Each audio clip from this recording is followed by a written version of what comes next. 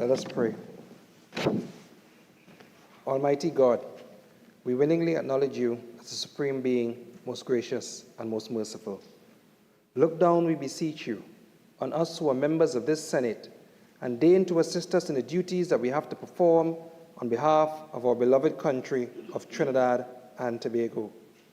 Open our eyes to see the truth, and help us to accept it with all its implications into our lives. Direct us, O Lord, in our deliberations, so that setting aside private interests, unwholesome prejudices, and personal affections, we may treat all matters set before us with honesty, courage, and conviction. Through all we say and do in this Senate, may we give glory and honor to your holy name, inspire confidence in our fellow citizens, and make a positive contribution to the peace and prosperity of our nation. Amen.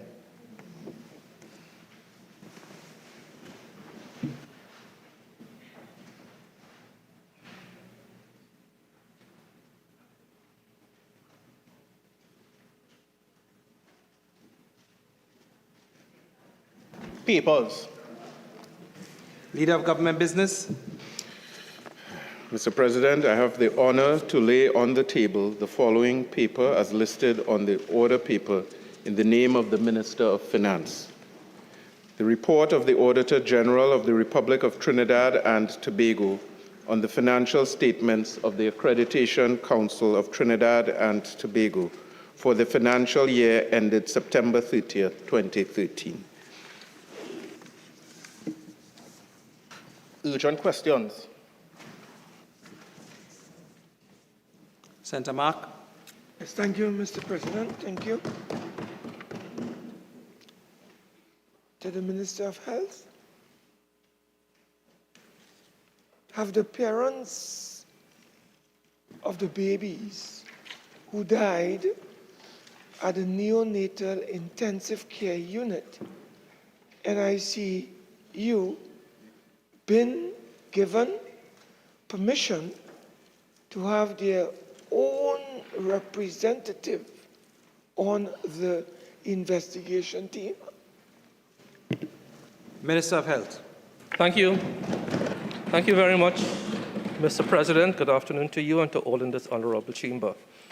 Mr. President, may I once again express my heartfelt condolences to the parents and families of these children, of these babies. It is really a difficult time for all of us. To specifically answer the question, I can say that I have been advised that the internal investigation is proceeding as per established practice. I am further advised, Mr. President, that there is no room for external participation. Thank you. Senator Mark. Mr. President, having regard to the sympathy expressed by the Honorable Minister and the pains being felt by the parent, would the Minister not agree with me that there's need for some degree of reconsideration of the existing status quo to allow parents to have their own representatives on this particular investigation, Mr. President? Minister. Mr. President, I could simply repeat the answer. I am advised that the internal investigation is proceeding as per established practice. I am further advised that there is no room for external participation. Thank you very much, sir. Senator Mark. Can I ask through you, Mr. President, if the Minister could indicate what is the standard practice? Minister. That the internal investigations proceed as the name implies, internal. Thank you very much, sir. Senator Mark. Yes, thank you, Mr. President. To the Minister of National Security.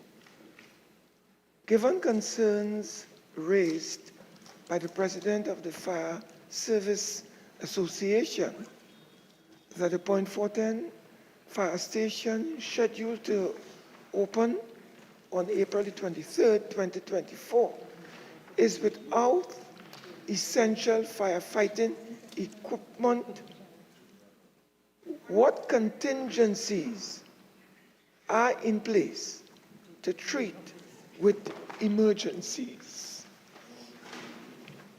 Minister of National Security. Thank you, Mr. President. Mr. President, when persons, especially agents of officials of the state, go out into the public domain and issue reckless, unfounded, and therefore irresponsible comments, when they appear to derive warped pleasure from spreading bad tidings, rumor mongering, it traumatizes the society. It leaves people to feel unprotected and vulnerable, quite unnecessarily. Obviously, the senator is as well traumatized. He's here speaking about contingencies. We open the station tomorrow, and rather than celebrating in Trinidad and Tobago, we are here talking about something that does not exist. I give the assurance, well, the old people would describe that as being a bit previous, but I give the assurance that tomorrow the station would be opened and all of the fears and unfounded misgivings of the senator and those who inspired him will be laid to rest. Senator Mark. Can the minister indicate whether the president of the Fire Service Association is in fact generating and spreading false propaganda as it relates to his statement, which was publicly recorded in the newspapers on the matter of the absence at the material time of firefighting equipment and apparatus at the Point Fortin fire station, Mr. President? Minister. The individual to whom the senator made reference is not here to defend himself. We are here in the parliament, and I'm dealing with a question from the senator. He allowed himself to be misguided, as I've described it, disgruntled, crotchety, and complaining about something that does not exist. Senator Mark. On to the next question. This next. Okay, then. No, supplement. Mental. One more supplement. Yeah. One more. Yes. Yeah. Can I ask the minister to confirm or deny whether his ministry is in a position to state whether the appropriate firefighting equipment and apparatus will be present when the fire service station opens sometime later on this week? Mr. Minister. As I indicated earlier, Mr. President, the senator was being previous. He must wait. He should drink his porridge cool, sip it. The opening is imminent, in fact, tomorrow. And I give the assurance that his unfounded fears, his frothing, would all be laid to rest tomorrow. Let him be patient. Thank you. Senator Leiter. Thank you, Mr. President. To the Honourable Minister of Rural Development and Local Government, in light of the eviction of several councillors of the Sangre Grande Regional Corporation owing to the non-payment of rent due to the absence of timely releases, what provision has been made to ensure councillors can continue to serve the public? Minister. Thank you. I thank the Honourable Senator for the question. It's a rather unfortunate situation because the question is put what arrangements, provisions can be made to ensure councillors can continue. Unfortunately, management is the answer. The corporation sits on over $1 million of unspent balances. The corporation has received 48% of its annual allocation releases, has requested its other 52%. It is well stocked with money. Management is critical. At a retreat of all CEOs, including the CEO of this corporation, up to Friday of this week, Not a single request or urgency flag was put up in respect of this matter. And one can well imagine that when you're sitting on almost $1 million of unspent monies. So, Mr. President, perhaps my learned friend is flagging the difficulties in the corporation as run by his own party. That's all I can say. Mr. Leiter. Thank you, Mr. President. Mr. President, given that I am in possession of a letter, because the minister indicated no one voiced anything. Given that I'm in possession of a letter dated January 2024 from the Sangre Grande Regional Corporation requesting the releases, can the minister indicate if he's aware of this letter that was sent from the Sangre Grande Regional Corporation to his ministry requesting releases specifically for rent? Minister. Mr. President, there's a word, patchwork. When you seek to patch things together in an unspecified grounding, you end up with a submission like that.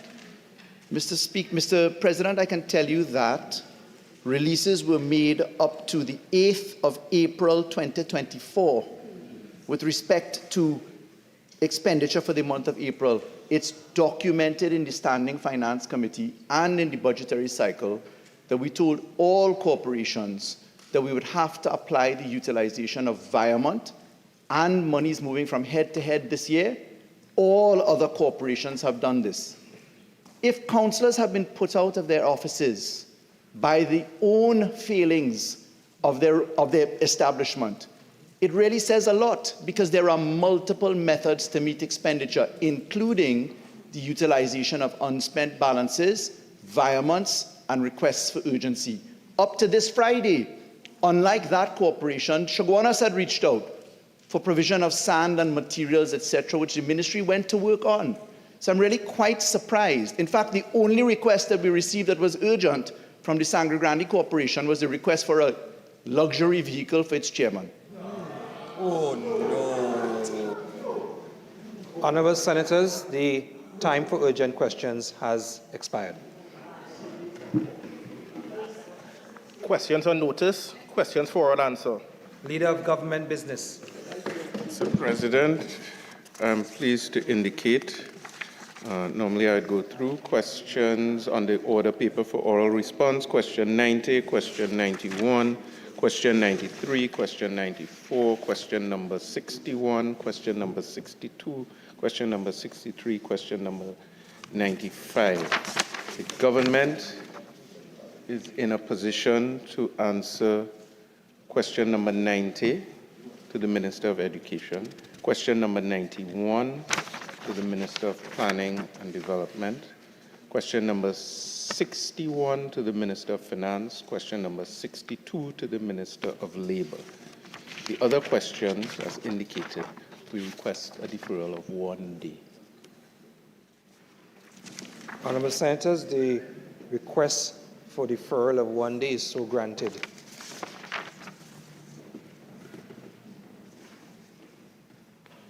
Senator Dr. Shada Patasar. Question number 90 to the Minister of Education. Minister in the Ministry of Education.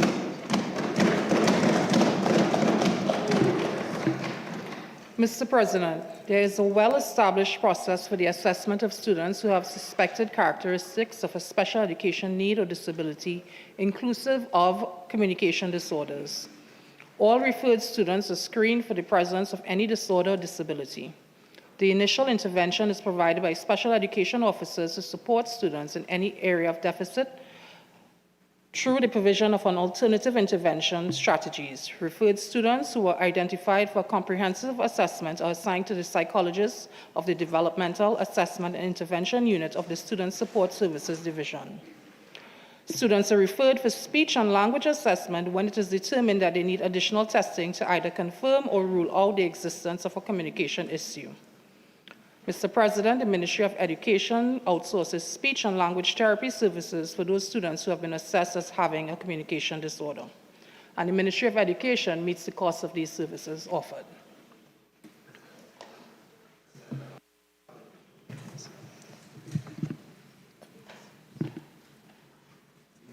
Are there specific guidelines that the students use, that the schools use to assess their speech and language? So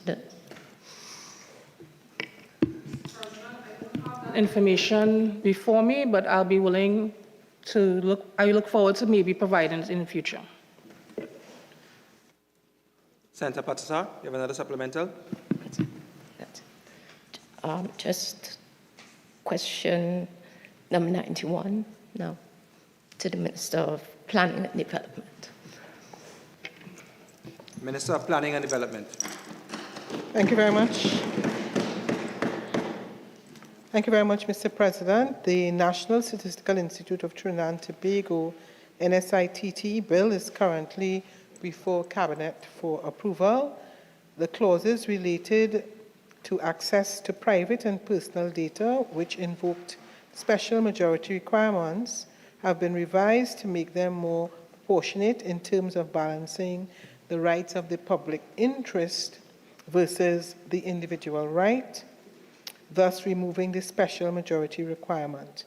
Upon Cabinet approval, the bill will be referred to Parliament for introduction and debate. This is expected to occur this year in 2024. Senator Patasar. Yes. Can the Minister advise what are the measures to, that will be implemented to ensure that the new institute operates with integrity and independence? Minister. Well, your question assumes, or you are saying that the present CSO operates without integrity. So, Mr. President, I don't think that I can properly answer that question because I don't support that view. Senator Patasar. That's it. Thank you. That's it. Senator Mark. Thank you. Is it, I don't know, I see question 61. Okay, thank you, Mr. President. Yeah, question number 61 to the Minister of Finance. Minister of Finance.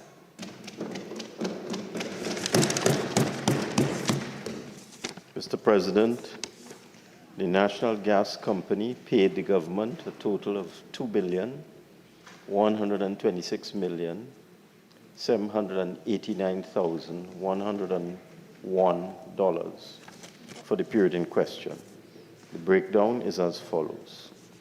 In fiscal 2018, $664,619,327. In fiscal 2019, $192,940,990. In fiscal 2020, $109,930,015. In 2021, $109,705,282. In 2022, $529,749,625. In 2023, $519,843,862. To place this data into perspective, Mr. President, it is noteworthy that during the 6-year period 2020-2015, in the main under the UNC, the National Gas Company paid the government a total of $13,785,709,500 as follows. In 2010, $350 million. In 2011, $350 million. In 2012, $965 million. In 2013, $1.5 billion. In 2014, $4.85 billion. And in 2015, $5.77 billion. Mark. Yeah, I'll go. Question number 62 to the Minister of Labour. Minister of Labour.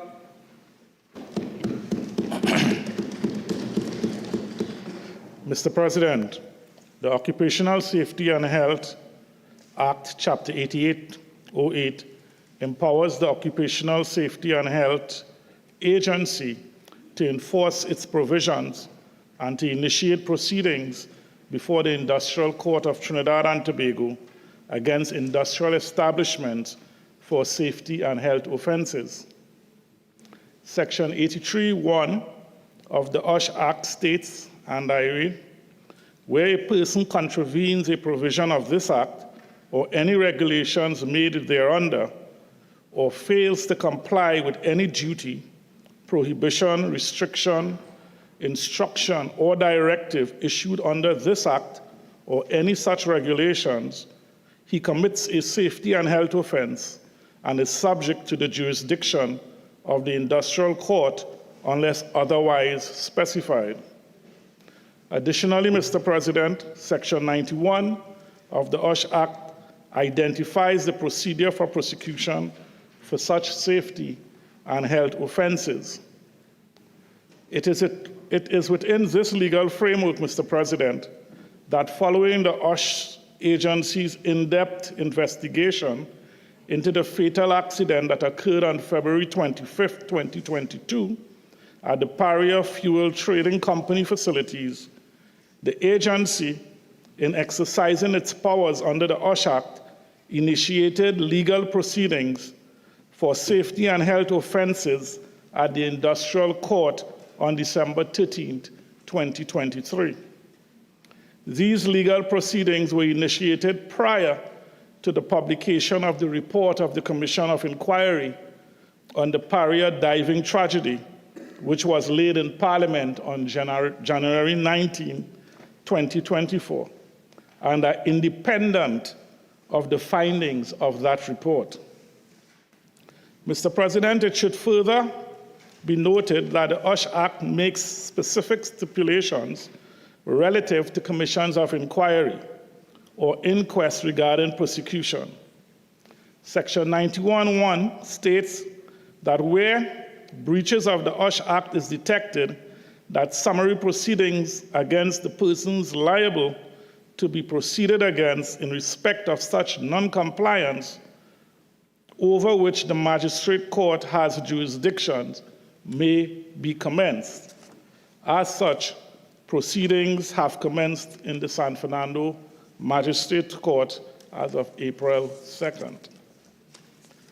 Mr. President, the USH agency is committed to effectively carrying out its mandate, which include the prosecution of safety and health offenses in accordance with the USH Act, as well as promoting compliance with the provisions of this Act with the aim of protecting the safety and health of all workers in Trinidad and Tobago. I thank you, Mr. President. Senator Mark. Mr. President, can I ask the Honourable Minister whether, in light of the actions taken and as outlined by the Honourable Minister, whether the USH authorities have taken any action to oversee and monitor safety standards and measures subsequent to the tragedy that occurred in February of 2023, I think, or 2022, I'm not sure. In Minister. February. The USH authority will always and will continue to look after the interests of our workers in Trinidad and Tobago. We have very competent examiners, inspectors, and professionals within the USH authority that I am confident will, in fact, ensure and continue to ensure that all safety and health issues are dealt with expeditiously. Mr. President, can I ask the Honourable Minister whether he is aware that subsequent to the accident or that took place, whether the company has established certain protocols and safety procedures that the Honourable Minister is aware of through the Occupational Health and Safety Authorities, Mr. President? Minister, I Such information, Mr. President. It may well be in USH, but the specific question is whether it has crossed my desk, and that answer would be no at this time.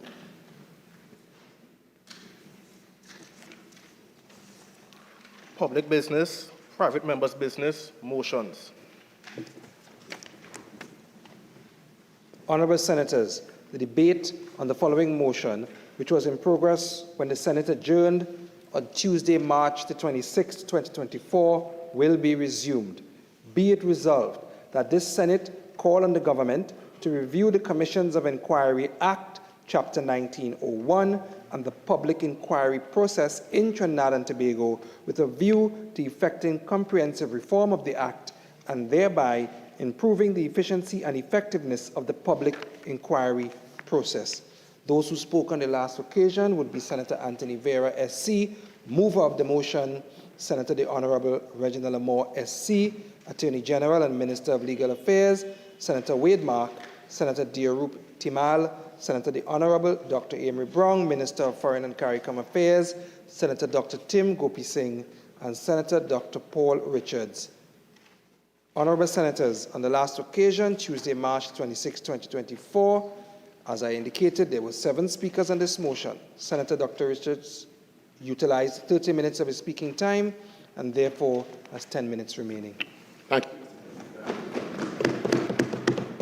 I have the unfortunate task of continuing from a month ago, which will leave quite a few people lost. So all I can do in 10 minutes is do a recap through the Honourable Chair and make a few closing remarks continuing it. And I want to put on the record again my unconditional support and commendations to Senator Vieira, SC, for bringing this, what I consider a very important motion on the issues related to commissions of inquiry in Trinidad and Tobago, their effectiveness, and his call for the government to review the Commissions of Enquiry Act, Chapter 1901, and the public inquiry process in Trinidad and Tobago, with a view of effecting comprehensive reform of the Act and thereby improving the efficiency and effectiveness of the public inquiry process in Trinidad and Tobago. I think it's timely, as I would have indicated in my when I started my presentation before, that there are many issues that have come up in terms of the objectives of commissions of inquiry and public inquiries generally, not only in Trinidad and Tobago, but around the world, including being fact-finding missions in situations where there's quite a bit of conflicting information, and in some instances when it becomes highly politicized. A very important objective also that has come up is not only Trinidad and Tobago, but is the appeasement of public disquiet and the volatility of emotions toward a particular issue. We've just had, of course, the very emotional Paria dive inquiry, which was a very emotional exercise, not only for the persons who would have taken part, as Mr. Christopher Boudram, the lone survivor, in those divers who went in, and 4 of whom didn't come out alive, but certainly for the wider population who viewed it being broadcast on television, riveted to the information coming out, very disturbing information and very emotionally triggering information. Also, in terms of understanding whether or not particular projects in the country have gotten value for money under the rubric of transparency and accountability. We've had so many inquiries, and I could just go through just a few. Just spoke about the PARIA, the CL Financial, the Off Commission of Enquiry into the construction sector, the Piarco Airport Inquiry, the Las Asturas Towers Inquiry, the Solomon Hu-Troy Highway, the Oil Industry 1963 to 1964, the Elections and Boundaries Commission 2002, the Public Healthcare Inquiry 2004, and aspects of the tenure of building, among a plethora of other inquiries, the cost of which, on my last count, and I haven't counted all, ran to just about $800 million to the people of Trinidad and Tobago. So the question arises, of course, does the population feel that they're getting value for money if they have a particular perspective on what the outcomes should be, what the objectives are regarding these commissions of inquiry, and if, when one thinks about it, the Commission of Enquiry Act and the processes, I think Senator very intelligently put in the public inquiry process and not only the act as part of his recital, because the process may need to also change in addition to us reviewing the Act. Also, one of the important aspects of this is, and we shouldn't understate this at all, is the population going through a debriefing process, a therapeutic or cathartic process, while this is going on in highly emotive issues, like the para-diving inquiry, and also for the public to get a sense of justice and the transparency in the issues being distilled in the public inquiry.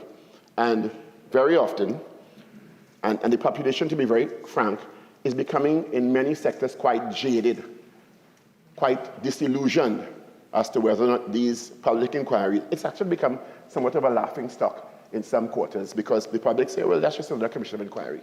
As a matter of fact, there's a call now for a commission of inquiry into the unfortunate tragic deaths of the babies at the NICU unit. I don't know whether or not that's a productive enterprise, because it's a highly emotive issue where babies passed away. So, and very often these calls come not because people want a sense, feel they're going to get a sense of what they consider justice, but because the population is so confused by what happens, and they want information as to what happened, how it happened. Senator, you have 5 more minutes. Thank you very much, Mr. President. And what we can learn, because that's another important aspect of these public inquiries, what we can learn as a country, what went wrong, what went right, and what we can do better in the future as we evolve our systems and processes in Trinidad and Tobago. Now, there are many issues that have arisen with public inquiries because they're a global feature, not only in Trinidad and Tobago. And one of the main issues, and I think that's where Senator Vieira's inquiry is very, very important, or motion is very important, is the issue of whether or not the same standard of proof applies in these public inquiries as one would expect in a court of law, either in the civil or the criminal arena. And very often they are conflicting bits of information as to whether the evidence proffered is admissible in court or not. If it may compromise a future case because of the public information going out about it, not under the rubric of all the strictures of the criminal justice system in Trinidad and Tobago. If one has grounds to believe the persons who are giving testimony, if they feel, for whatever reason, they are bound by strict truths and swearing on telling the truth. And also, as I said before, the admissibility of evidence and the potential, because this has happened in other jurisdictions, when an inquiry is broadcast, there's no taking it back, and very often statements are made that are very damaging to the reputations of people, which has happened in Trinidad and Tobago. Individuals, groups of people, and/or companies, commercial entities, which cannot be taken back, which there's no recourse for. I think there was the Scotland Yard report, I think it is, which came out, and reports coming out of many of the inquiries that name people and slander people, and there's no recourse after that, because very often, no matter what you do, information about your name goes out. And Scotland Yard was a report, but I'm talking about the general premise of those kinds of inquiries, in addition to commissions of inquiry. There's no recourse to the people whose names may be slandered or defamed in the course of evidence being given. So while they serve very useful purposes in Trinidad and Tobago, I agree with Senator Vieira that the time has come in Trinidad and Tobago to review the Act, to see how we can strengthen the Act in the interest of accountability, transparency, giving those who feel they're aggrieved and the wider population in Trinidad and Tobago a sense of justice, though it may roll slowly, actually attainable in the interest of the people of Trinidad and Tobago and those who may feel aggrieved. So I think that, and from what I've heard in the first debate on this, or the initial debate on this when Senator Vieira moved, and the government responded, and the opposition also, I think, put a speaker in, that it seems that there's some general consensus and agreement that this is a worthwhile endeavor, and that we can only gain as a country through a revision of this Act and assessment of the Act, if it is fulfilling the objectives.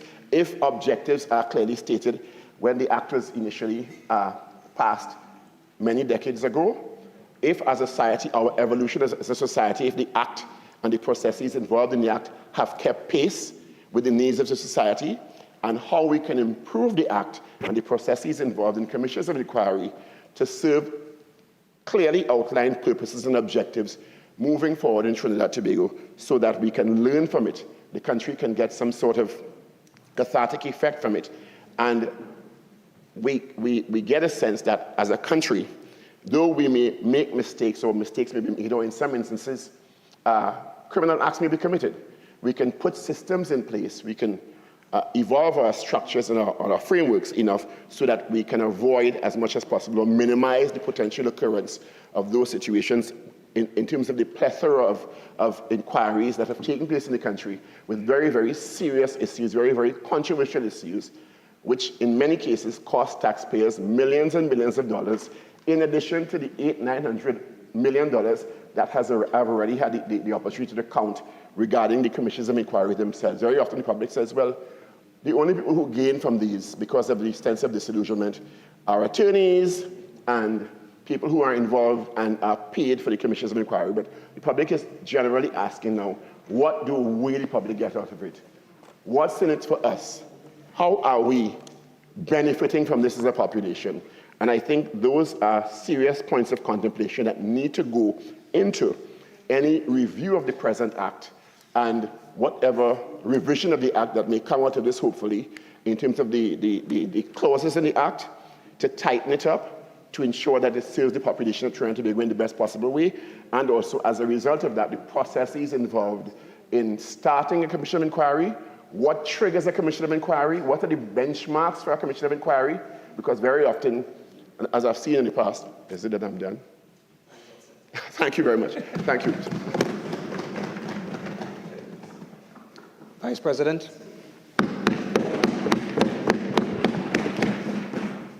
Thank you, Mr. President, for recognizing me in this debate.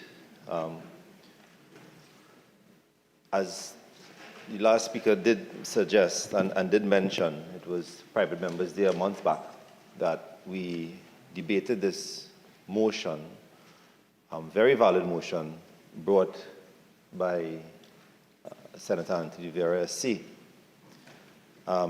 Mr. President, it was the day I was sitting in that chair for the day, and what I witnessed that day was nothing short but amazing and absolutely encouraging and heartwarming. It was an ideal day in the Senate whereby a private motion was raised, and to all the three benches at least had a level of consensus.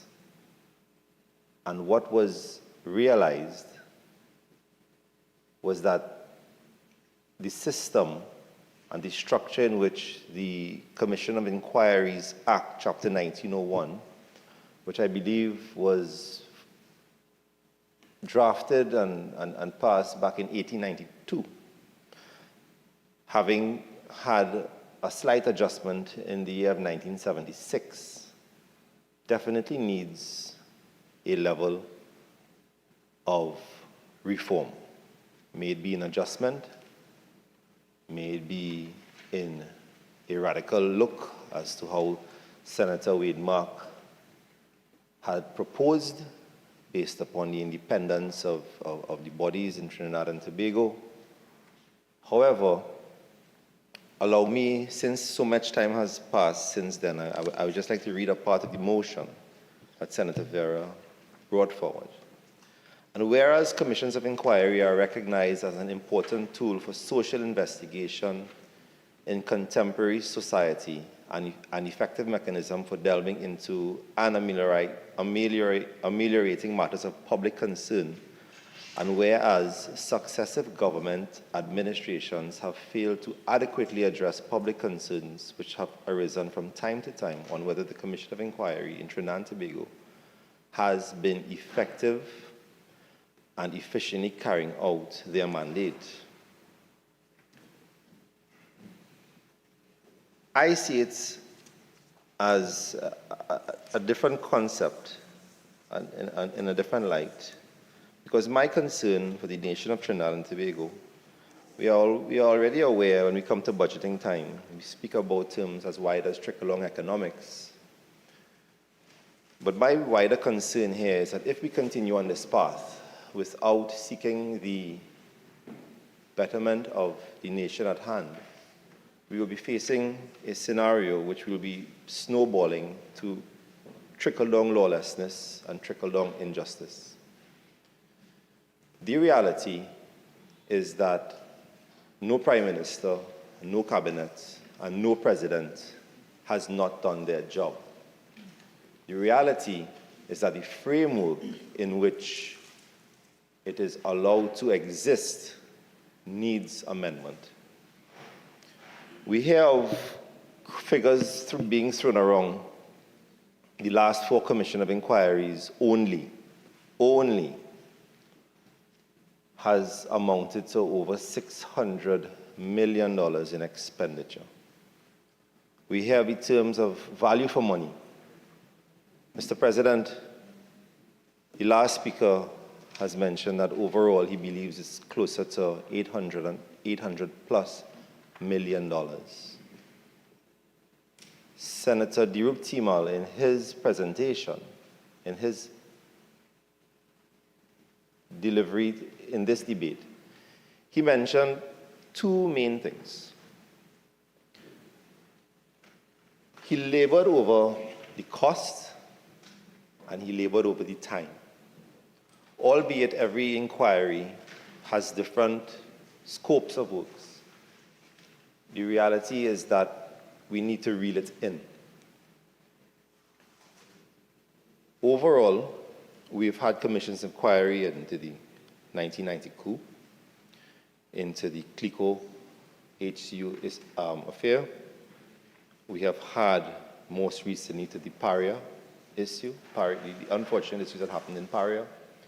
We have also had commissions of inquiry into the construction sector. But we have to understand, why do we need commissions of inquiry? A commission of inquiry is not a political tool, and it is not to be used to be taken away and to brush an issue under the carpet. A commission of inquiry, if it is we were to research since 1960 to now, the 69 commissions of inquiry that has occurred from our Republican time, you would hear topics that need further ventilation. Topics that irk the society and its members. The Prime Minister and his cabinet understanding very well that there is public discourse on a matter. Then and only then, seeing that courts, the judiciary, the courts, and joint select committees only have a certain purview of investigative powers, a commission inquiry allows the entire country and allows a wider ventilation of the issue at hand. It is an important tool in our society. Trinidad and Tobago, being a blessed society, a society that we feel, well, up to this day, thank God, sectors of society feels the pinch and the pain of the suffering of others. We are not, Mr. President, a vacuous society where we don't care about our fellow citizens. We genuinely care and we genuinely seek justice. However, if it is you raise the word commission of inquiry, the public reacts. Commission of inquiry, waste our time. That's the line.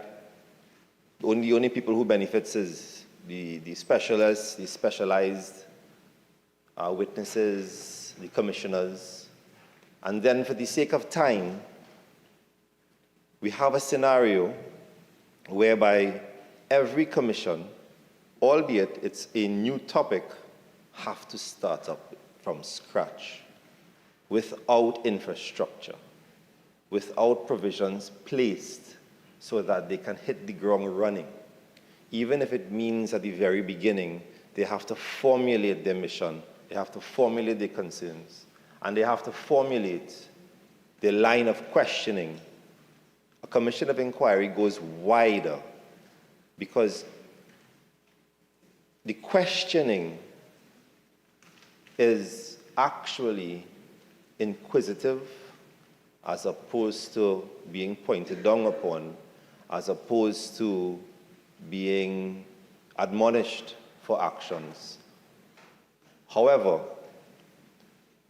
the response, I must take into consideration the response of the Prime Minister of the Republic of Trinidad and Tobago in 2016, when in response to the Commission of Inquiry to the CLICO, was it the CLICO? Yes, to the Commission, to Anthony David Kuhlman's report, which was laid in the lower house. This was the CLICO Commission of Inquiry. And this is to quote the Prime Minister. He states, the Commissioner made a number of recommendations with respect to legislation or legislative amendments that the government will study and consider adopting in short order. Areas that the Commission of Inquiry Act with respect to the enforcement of evidential orders, the attendances of witnesses in a Commission of Inquiry. I quote, I have instructed the Minister of the Legal Affairs, of the AG and Legal Affairs to study these recommendations and to advise the Cabinet on the appropriate way forward with respect to legislations, to the appearance of witnesses, the provision of documents, and in a more pragmatic and effective manner that currently exists. They are probably necessary and cathartic if only they can be executed in a reasonable time frame, and more importantly, if persons can be held to account and lessons learned for future benefit. Senator Vieira, this statement by the Prime Minister echoes, in essence, your motion. And your motion is timely. The public needs to feel that although Lady Justice may be blindfolded, that justice isn't blind and justice can be served. When we have to lament, when we lament and we listen to our friends and family, and even those who are not our friends and family, when you speak to a businessman or an individual who may have lost a building or a business in the 1990 insurrection, or a family member, and then the horrible occurrence which happened in February 2023 in Paria incident, which we must state, and it must be placed on record, is that the report is in the hands of the DPP, and we await action. And if it is, we have to take any comfort in the speed of response. Only today in the newspaper, the DPP pushed action on a recent event that happened in a South Valsayn home. So I am looking for responses as well from this. I'm looking for actions from this as well. The country needs it. When we hear of a child dying, when we hear of children passing, when we hear of lives going, when we hear of businesses being eradicated, when we hear of health and safety issues, the question being is, yes, these are occurrences. The Minister of Labour was here just 20 minutes ago lamenting over the effectiveness and the efficiency of the OSH inspectorate. I come from private practice, and I come from business background, and in an environment where to serve the public, one has to have all these checks and balances. You have to be compliant with fire. You have to be compliant, Mr. President, with health and safety. You have to be regulated. The citizens of this country must feel that when they go into public spaces of the government and when it is they are in the process of living within our country, that if anything untoward happens that brings the public cry, that there is recourse for justice. That there is recourse for justice. Mr. President, Senator Mark spoke about taking the models of the USA and Canada. The Attorney General took the recommendations and listened with open ears to Senator Vieira's contribution. But if we were to take from our limited research a local body back in 2013, the TTIC, Trinidad and Tobago Industry and Commerce, in 2013 did a retroactive study on a research paper of commissions of inquiry from 1838 to 2013. And this is a great starting point because it points towards not even looking outside of our jurisdiction, whereby we have bodies such as CEDA in the UK. But the 2013 report of the TTIC had a look at three things. It also echoes what the Prime Minister stated in the lower house. It also echoed what Senator Vieira stated just about a month ago. And the three aspects that showed a certain level of weakness was one was the provision to compel persons to appear. We have had commissions of inquiry where 53, for example, members of the public were brought to give statements, and 33 to 32 came. That was in the CLICO. We have had commissions of inquiry into the 1990 coup. And the main witness, the key person, the gentleman behind it all, refused to come, and the commissioner had no power. The commissioner had no power to ensure the appearance of the individual. And further to that, the commissioner do not have the power of enforcement or the power to ensure that the actions of those can be brought to justice if justice is necessary. The second aspect that the TTIC in 2013 raised was the exorbitant cost to the taxpayer.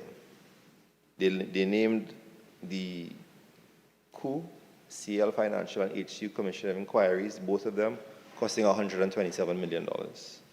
And up to this very day, not one person called in, not one person reprimanded, not one organization pulled in, questioned, interrogated, action taken. They also said that the act is absolutely outdated and it needs reform. Mr. President, I will be venturing into repetitive in standing order for tedious repetition if I were to go on about this again. Before, it is not a debate whereby we need to rehash that is all that is said.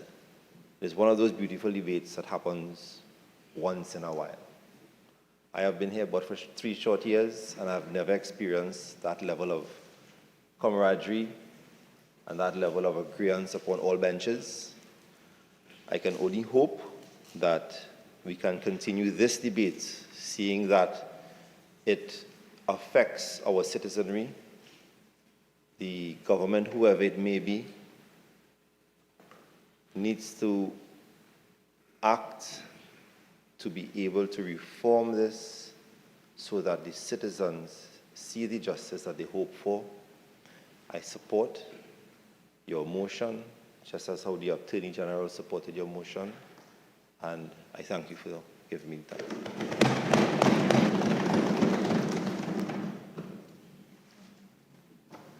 Senator Lutchmedial-Ramdial. Thank you. Thank you, Mr. President, for the opportunity to contribute to this debate here today. As the speaker before me would have indicated, we have a general consensus in terms of we all agree that a review of the public inquiry process in order to improve efficiency and effectiveness is a worthy matter for our consideration, and it deserves our support.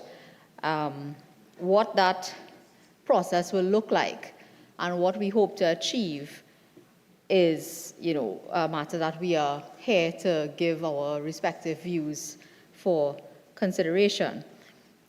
Mr. President, I'll start off by saying I think that all laws should be kept under constant review.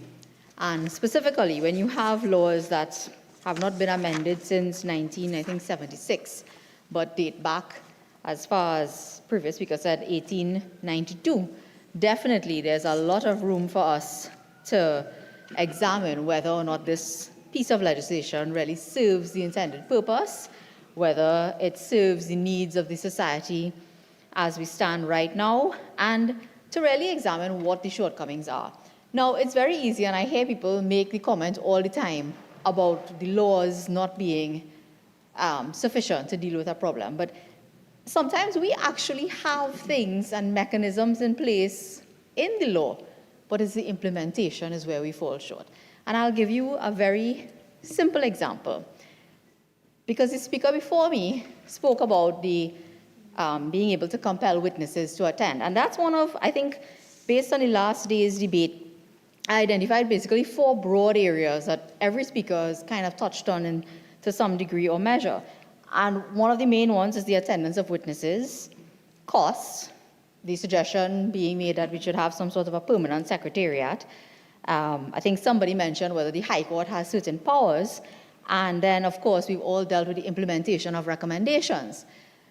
Now, these things don't necessarily involve simply an amended Commissions of Enquiry Act, because those areas, some of them are covered, and some of them are really just mechanisms to monitor things as you go forward and things that have to happen after the inquiry occurs. And some of these things you simply cannot legislate for. So when we are considering, as the motion requires us to do, to improve efficiency and effectiveness, it has to go beyond the scope of a simply making amendments to the Commissions of Enquiry Act. And I'll get back to the example because, like I say, sometimes we don't even know what we have and how to use it.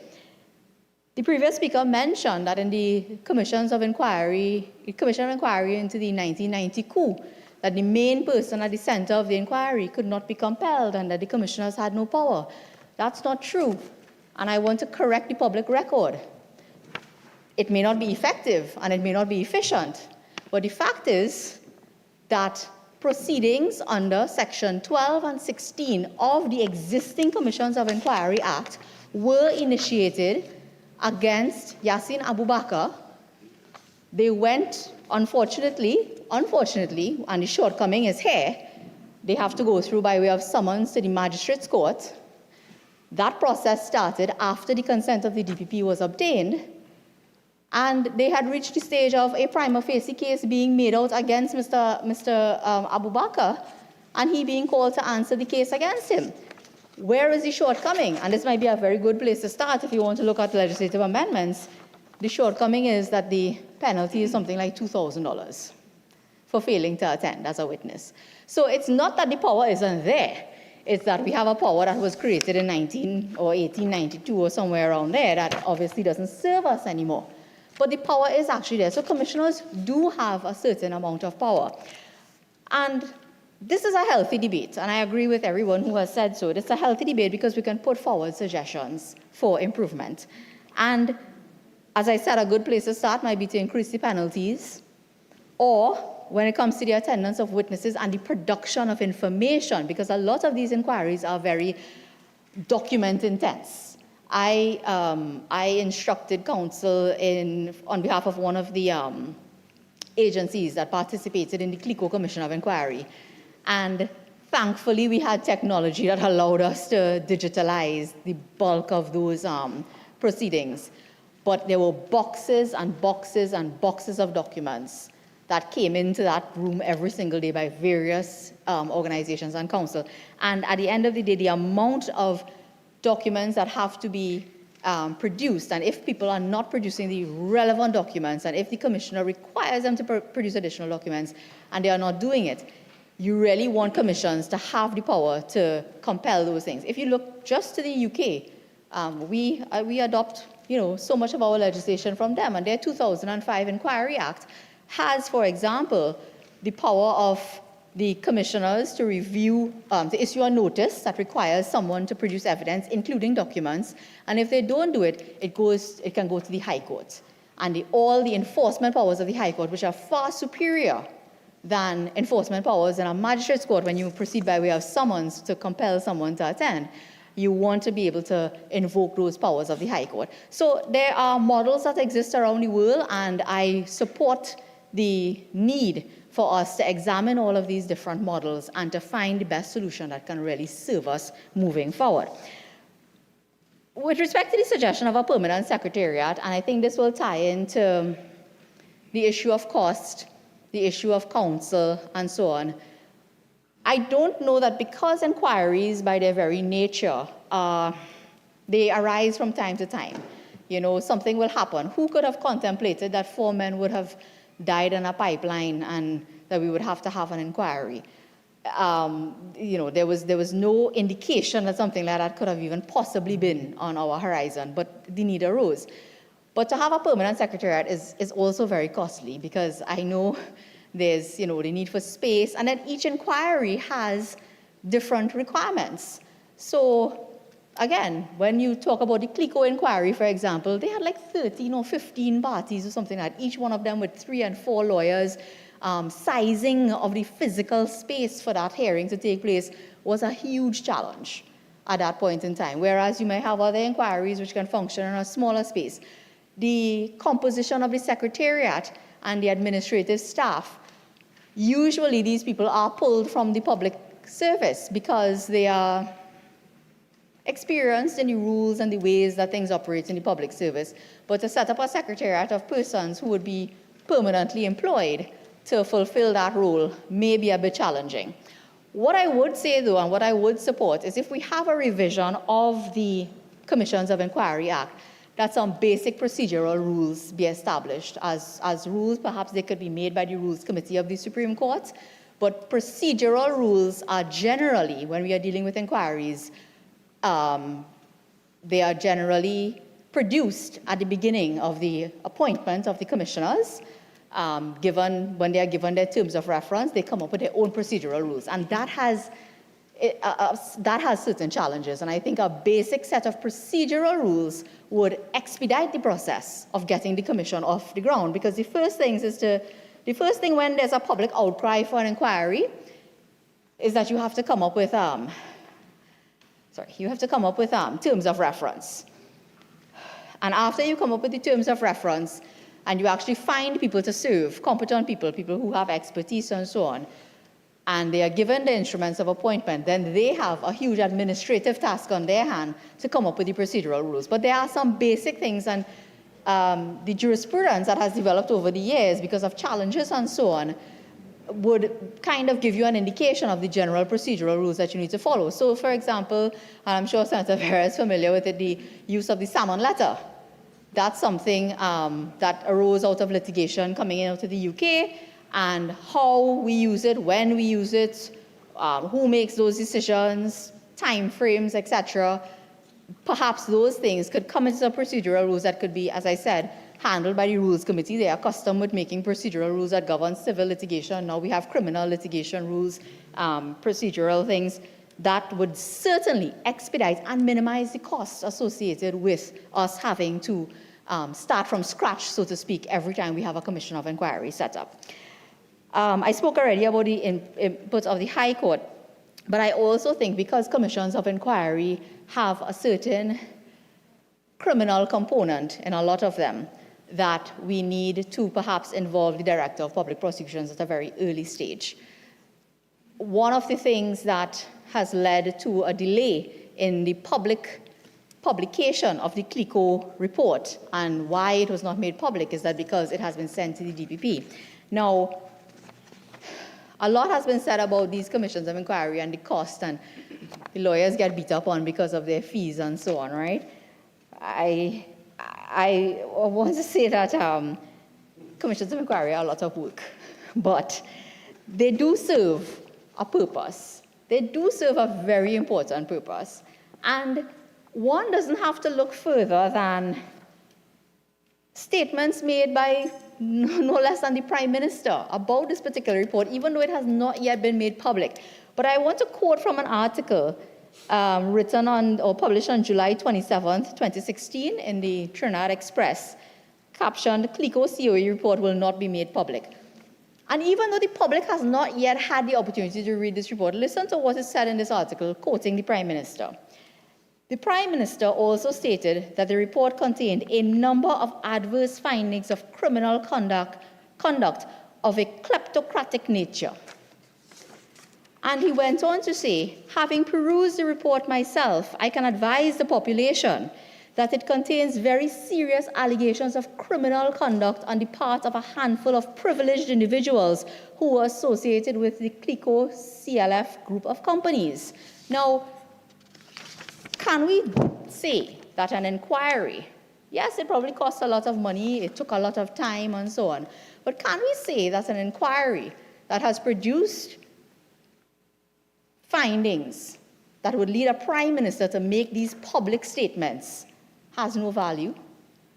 The problem lies in the fact that since 2016, nobody knows what has happened since the report was sent to the DPP's office. The problem is not the inquiry, the problem is the follow-up.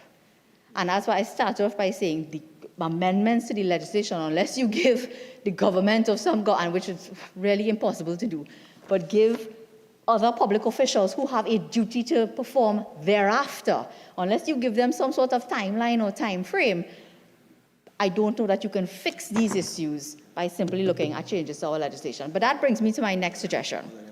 I recently participated in one of our committees where we looked, I think it is Finance and Legal Affairs. We looked at unproclaimed legislation. And we had a number of pieces of legislation where we only have partial or no proclamation at all. We called before us a number of government bodies and we examined the challenges that they were having.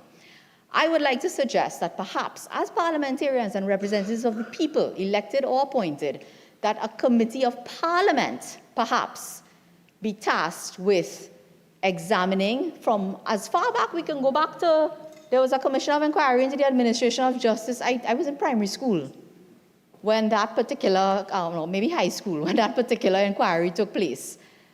And to date, if we go through the recommendations and we call before a committee of the parliament all of the agencies tasked with implementing those recommendations, we may see just how short we are falling in terms of implementation of those recommendations. If we take the Las Alturas report, and which has something like, I think several recommendations, and we place those recommendations of that report, as well as the off-commission report into the construction sector, we place those reports in the hands of a committee of parliamentarians. Perhaps even we can call different experts to question them on different things, but we call the agencies of the state to whom those recommendations relate, like the HDC, and ask them how many of these recommendations they have implemented. That will give the public some satisfaction that they are getting, as I've heard this phrase repeated over and over, value for money. Because we have a situation right now that is eerily similar to the situation that was considered by the Las Alturas Commission of Inquiry taking place in Terrestrial, where you have reports and engineering reports being made public and the media is publishing the findings of those reports, and they have made their way into the public domain, where proper geotechnical surveys were not conducted, and so you have a total wastage of public funds. You have contracts not being. One of the recommendations coming out of the Commission of Enquiry report was the use of standard contracts for the construction of houses. And that is to ensure that you have accountability from contractors and that you have a defects period that they can be forced to fix things and so on. Now we are hearing that we have an almost identical situation taking place. And they fire the contractor, and HDC has to find the money to do the corrections. So that is where we don't get value for money.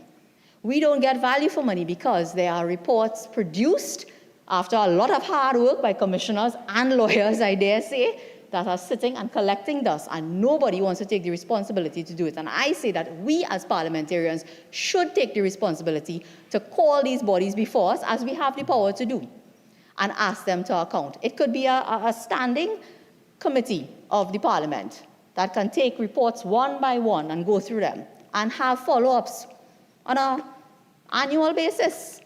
Because a lot of these things, a lot of these reports call for major overhauls. They call for massive changes. It can't be done overnight. The 1990 Commission of Enquiry, the coup inquiry, called for a whole set of major changes to be made in our national security apparatus.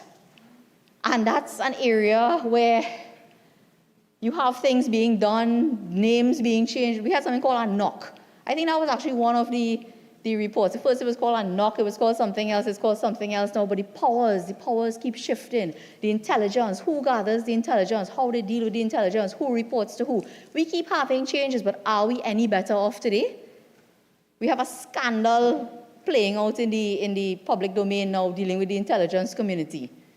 And people wondering if this is how we run national security in this country and whether we are vulnerable, again, as a country, due to shortcomings and a lack of perhaps, I don't know, we don't know yet. But all of these things, if you measure them against the findings that come out of these reports, you will see why they are so critical. Because it's easy for things to go through the 14-day, I don't know if it's 10 or 14-day news cycle that we have in Trinidad right now. It might be getting shorter, it might be coming down to 7, where we forget. So something blows up as a big controversy, a lot of propaganda plays out, and we don't know. But shouldn't we as a parliament, we don't have to wait on a piece of legislation. We don't have to copy the UK legislation, although I think that there are good suggestions coming out of there for us to do those things. There are practical things that we can do. And we must go back when you have a scandal at the SSA, or when you have a housing issue like terrestrial, when you have something in the financial sector where we are lacking oversight on the part of our regulators, we can go back to the 1990 Commission of Enquiry. We can go back to Commission. We can go back to Las Alturas. We can go back to CLICO and Hindu Credit Union. And we can look at those recommendations and compare how those recommendations might have addressed issues going forward. And we should be asking those hard questions here at the Parliament if we really want to make a difference and make commissions of inquiry very useful. So I want to say that another thing that I think would be useful to give the population some satisfaction is that when we give terms of reference on commissions of inquiry, and this could be included in the procedural rules that I've suggested and so on, we should have interim reports. Because I know, again, from experience and from observing what has happened over a period of time, that even when hearings commence, those hearings sometimes take very long. I confess that the availability of attorneys who are juggling their work and the commission as well as their other commitments sometimes affects those hearings. So again, procedural rules can treat with that, because you should have a timeline, at least a general timeline, and you should have established sitting days and hours and those sorts of things, because what you don't want to have, and I agree, sometimes lawyers get briefed to participate in a commission of inquiry, but they're running their private practice. They keep asking for adjournments. That's not something unique to commissions of inquiry. That happens all the time. And it delays. I was involved in a trial that lasted 2 years. 2 years, because there were a number of parties and different parties were available at different points in time. So that's a challenge that even the High Court has. And judges, of course, have discretion to give allowances and so on. But when it comes to the commission of inquiry, because we are dealing with things that have created a sense of urgency on the part of the public to get answers, and because they are generally broadcast now and heard in public, we should have fixed times to regulate the time that it takes to complete hearings. Of course, you may have to, there are always unforeseen events that you may have to extend that time and so on, and of course that discretion can lie with a commissioner, but you should also have a time or a need, just like we do with our joint select committees. Don't we have to produce interim reports and say, well, we've had this number of hearings and we've had, what we've done so far and how many persons have appeared and what we propose to do and why we're asking for an extension of time? I think those interim reports would serve the country well. It would serve the overall administration and the management of cost. Because, of course, the longer something takes, it's the more money involved. You're continuing to pay rent for secretariat's accommodation. You're continuing, the government has to find space. If they don't have it, they'll have to undertake to rent a space where the hearings are conducted. And I know those costs are exorbitant, because sometimes of the size of the space that you need. So there are measures that you can do, again, as I said, practical measures, put things in place procedurally that will minimize the cost. I also think that perhaps Senator Mark's suggestion of special counsel, and I'm a big fan of the American system, as I would mention in a lot of my contributions, the way that they do things across there. And the reason being is that I think they always have their eye on two things. One is cost, which has been raised here, and so they utilize the established offices, so to speak, within their federal governmental system as much as they can to minimize the cost of having to, as we say, brief external counsel and so on. But apart from that, they have a very keen understanding of separation of powers and what it requires. So you're not going to have hand-picked attorneys by the government of the day being appointed as counsel to a commission of inquiry in the United States system. They have that insulated, independent office of special counsel. And I highly recommend that whatever action is taken after this motion is completed in this House today, I would highly recommend that whoever the powers that be really consider something like that. Because, again, it would not be the feeding frenzy as people have described for attorneys. You can address the cost issue, and you would have a lot of what happens in a commission of inquiry happens on the advice of the counsel to the commission, who are put there to advise the commissioners.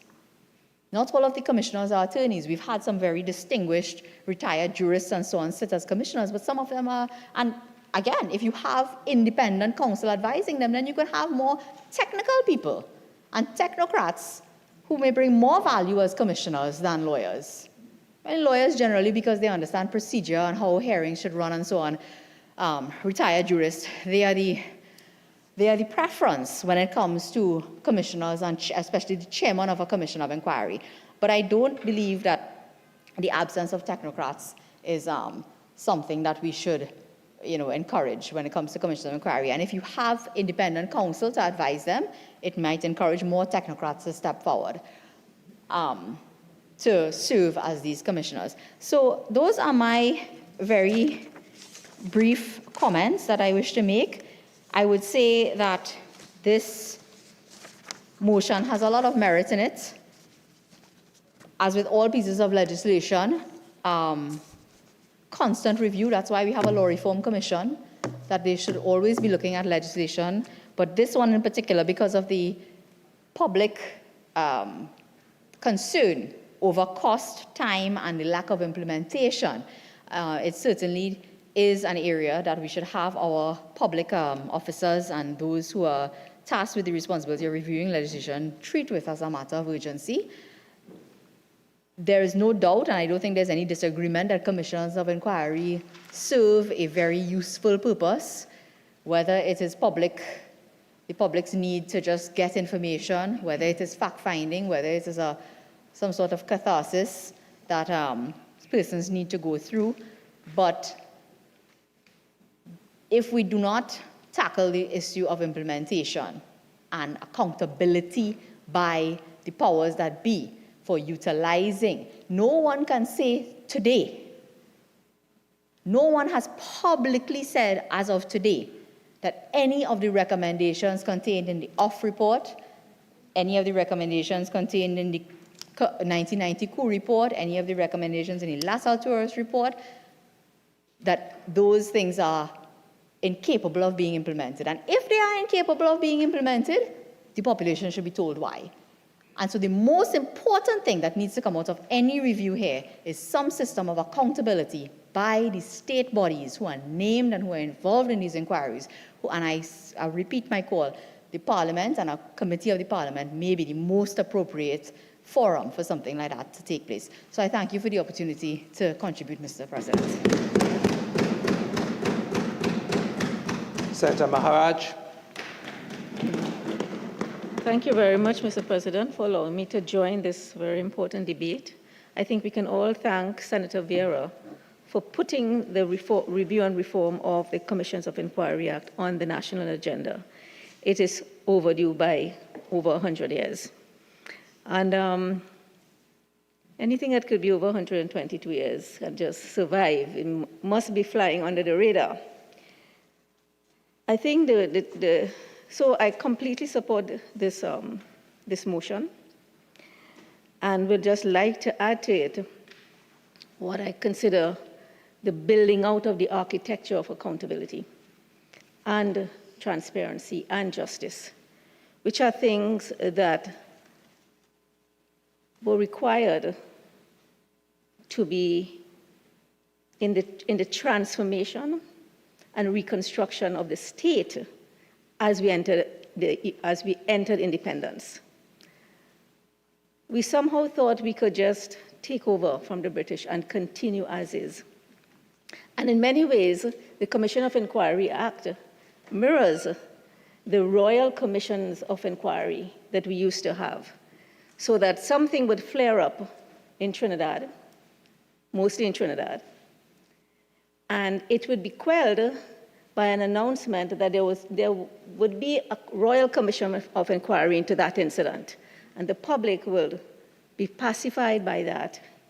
And it will take about, how many months for them to set sail on a steamship from London, the Lords, to come to Trinidad. And by the time, as happens with the modern commissions of inquiry, by the time they arrive, they select the people, they make the long journey from London, and they arrive here, that matter has more or less, the energy has dissipated, and they will do their inquiry, take the ship back, another month or two to get back, write a report, it will be a few years later, and that matter would have long gone. And in very many ways, this is how the commissions of inquiry function now. There is a moment of great public anguish and anger, and it is quelled by an announcement. And then we go about establishing, finding the persons to conduct the inquiry, finding the locations, finding the lawyers, whatever. And so what we get at the end is often just the public satisfaction of seeing the mighty fallen before our eyes, the humiliation of CEOs and various other persons of great authority, but not really the action that would follow wrongdoing. The justice is not there, and we settle for something has been done to those fellows and who have a lot of power, they've been cut down to size, but that is really not a functional way of governing a country. What a commission of inquiry, in my view, ought to be, it ought to be at the apex of a system of ongoing inquiry in a governance system that is of a pyramid, where at the bottom you have points of accountability from the lowest level, that at every level of the governance system, there are opportunities and requirements for accountability, so that many of these things or these issues that turn into public demand for a commission of inquiry could be satisfied if there was an architecture, an overall architecture of accountability that was transparent and that delivered justice. And when you get to that point where something warrants a commission of inquiry, it would have been that either at every point it failed, or that it is just too big to have been handled at that point. And we have to think, why have we not made that transition? Why have we not anchored a system of accountability even at the front desk level, where somebody goes and says, a member of the public goes and says, I came to collect so-and-so today. And they say to you, it's not ready. But I was told to come today. It's not ready. Is there anybody I could talk to about this? No. And you go back home. At the very most basic point where the public engages the government or the public sector, there must be built in the public's right of explanations and of redress. And at the other level, there should be an even higher. And it should go on that way. If we were to design, if I were to ask anybody to draw a map, an accountability map of the public sector, and identify where those points of accountability stand, and not just where they are, but the extent to which the public is aware of where they are and how they are to be used, we would see the deficiencies very, very clearly. And those persons are not there to defend the public sector or not. They are there to respond to the public need, and they should be as anxious as a lawyer for the member of the public to see that service was delivered, unless there is a reasonable there's a reasonable condition, in which case you explain that to the public. We are seeing far too many, there are so many issues of recent vintage that could on any day be turned into a cause and a call and a demand for a commission of inquiry. Senator Richards talked about the issue involving the babies. That could become one. We had just recently, the Salaries Review Commission, it has already been stated that the whole methodology and the hiring of consultants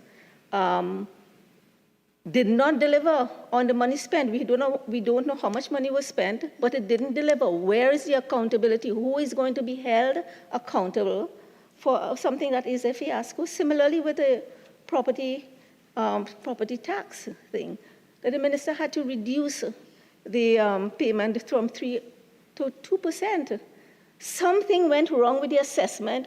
Who is being held accountable? What is the explanation? Right? Sorry?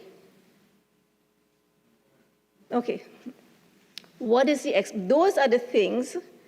There must be a structure and a system to account for things that affect the public, account for and accountability, transparency, and we must see coming out of that some action has been taken. It doesn't have to escalate to a commission of inquiry. It is built into the system, but that is when we embrace a culture, what we should all be trying to, the transition from a colony to an independent nation and a republic, is a transition for taking responsibility for ourselves and delivering justice. And that requires a whole change that we have not yet begun to embrace. This is why we have continuous calls for constitutional reform. And we're not even asking the question yet, even in this current incarnation, what is the cause of the failure of each commission of each constitution reform, whether it's commission or committee. We need to start there before we start to try to prescribe again. And I do not think that this is a fault to be ascribed to one or the other. I think we did approach independence with a certain amount of innocence. And we thought it was easy, that it required just a change of leadership and a flag and an anthem. But a colony is a very different thing from an independent nation. It is top-down. The whole concept of how power is exercised is top-down. How do we transform the society into one that is governed from the ground up? And for this reason, this is one of the reasons, for example, that I think that the problem with the ineffectiveness of constitutional reform committees is that they are appointed by governments. I think the best the government should do is to ask interests, the broad section of interests, to nominate persons and let people take hold of the process. See where we go with that. There are no great wise men or women that could just prescribe for society. So I believe if we invest, if we begin to understand the challenge of independence, the challenge of self-responsibility, I believe, and we design architecture, governance architecture that locates accountability from the ground up. I believe the money that we are spending, the massive sums of money that we are spending in commissions of inquiry can be better deployed in sustainable points of accountability that are manned by human beings, but we have to reverse our view of the public.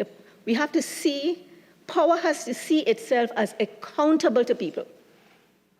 When they see themselves as accountable to people, they will acknowledge, it will acknowledge the right of people to ask questions and our responsibility to give them answers, no matter how small their question is. There will be no privileged elite. There will really be a responsible elite. And that is what governance is. And therefore, I am going to say to this about this, this motion that it calls for reform and review to deliver a more efficient and effective public inquiry process. And I want to stretch the term the public inquiry process to mean the public's need to inquire, to get answers at every level of governance. We cannot just have the media report that the DPPs, that 55 million was spent for new offices for the DPP. We need to know who is where, what happened there to get $55, and I think it's still continuing, is it not? I don't know if the contract is ended. Do we need a commission of inquiry? If we had the points of investigation, inquiry throughout, and the independence, it has to be, the public sector has to have a culture where people have the right to do their jobs as independently and without fear of repercussions, without fear of being fired, sidelined, or whatever it is, that we need people to have the right to do their work properly. Because governments benefit when you do. It is the fear that if I do my job as it should be done, somebody might not like it, somebody might hear I'm the problem, whatever. So we need independence. We need the protection, and I mean things like whistleblower legislation and so on coming, but we need the protection of people in doing their job. All of it will benefit everybody. That will move up the chain. Governments will not have, to the extent that everything is the government's fault, everything is the Prime Minister's fault. No, we will know along the chain something went wrong and somebody was held accountable. We need not be afraid of saying something went wrong. Right? So we need a reconstruction of the state. And we need a reconstruction that anchors in each one of us the values and respect for accountability and for us to be held accountable. So I think that is a contribution I would like to make to this debate. And again, I want to thank Senator Vieira for putting this on the agenda. Thank you. Minister of Digital Transformation, Senator Bacchus. Thank you, Mr. President, for the opportunity to contribute on what I think is a most important and timely debate. It is not often that, as alluded to by some of my colleagues, that we have this level of alignment in terms of wanting to do something. So I want to start by, through you, of course, extending my thanks and appreciation to Senator Vieira for bringing this motion and his extremely lucid and logical and compelling case that he put forward in presenting this to us, and specifically, and I'll quote what it is, for the review of the Commissions of Enquiry Act, Chapter 19.1, and the public inquiry process in Trinidad and Tobago. So I want to start with a disclaimer that unlike many of my colleagues in the House, I am not a lawyer. Far from it. We have senior counsels, and we even have as normal a lawyers. I'm sure Senator Mark will agree with me when I say I've heard him many times describe himself as Bush lawyer. So we have many, we have all. I am not even of the level of Bush lawyer. So please take my contribution as one of that. Senator Richards touched on something, having said we started this debate a month ago, and that gave me the opportunity to ask some of my friends in different places what they thought about what was happening with public inquiries and commissions of inquiry, and what did you expect out of it. And I think Senator Richards hit on quite a number of those. But what I found is not that they didn't like what they got, is that they expected something else. And I think that is part of the issue that we have. And in marketing, in the study of marketing, we run through that. So the way that is handled in the technology is that we create what we call a service catalog. Now, what is a service catalog? A service catalog is really something that defines what a particular thing is supposed to do. But it also does something that is equally as important. It defines what it is not going to do. And I think as much as the terms of reference are spelled out and they're explained by the commissioners in the way they are and so on, the people who listen to this have already formed an opinion of what they want out of it. It's either they want somebody to go to jail, they want to find out who it is, they want to find out why it happened, they want to find out. And the thing is, not all of that is accomplished depending on what the terms of reference in it is. So I want to, again, say that it gave me that opportunity to do that. I also got, in listening to some of the recently previous contributions about the compositions. And I think coming from the technical space, we find ourselves in that type of dilemma sometimes. In that a number of times the people that you have to put to sit as commissioners on this have to pass a screening test that is almost invisible. People have to look at them and consider the composition of it as being legitimate, using it in inverted commas. And legitimacy is sometimes is in the eye of the beholder. Do you need a subject matter expert? Do you need an esteemed lawyer? Do you need a lawyer who was never involved in politics? Do you need one that is aligned with this cause? What do you really need? And so the compositions go a long way towards determining how these things are read, even when the reports are done or even when they're not published. Now, I'm going to add, for purposes of being diverse, I'm going to try to add some of my technical background to this problem. And you would have heard many conversations about this, saying that if we want to get value out of something, or we want to change something, we want to transform something, we normally look at 4 key places. And that tried and tested rubric would be people, process, the legal pieces that we do here, of course, and the technology. And I think it represents that all cases a framework for analysis and planning and implementation of the things that we want to do, particularly if you're looking at them within specific time frames. So if we use that, I think it makes it simpler, at least for us in the technology space, to identify gaps, some of the fixes that you need, consider changes that you have to get with its relevance and currency, et cetera, et cetera. And you do all of that in the context of those 4 areas of doing it, how people see it, what processes do you have to change to adjust it, as Senator Maharaj was talking about, the fact that you may have to make changes to the way people work, not just what they do, but how they do what they do as well. All of those things have to be considered. And then, of course, what we do here in terms of the legislation itself. And lastly, of course, the use of technology in the employ of that. We saw, and in part of the debate, we discussed a secretariat. And the word that made the secretariat somewhat unpalatable was the word permanent. And I think that's part of the problem that we have. In the modern world, you really don't build permanent structures of anything. So what would a commission of inquiry need? Well, they handle a lot of documents. So you need a document management solution. You need a place to securely store them. You need a case to be able to retrieve them. You need a place so that if they need to be referenced, you could find them. Yeah, but in the modern world, there's nothing permanent about that.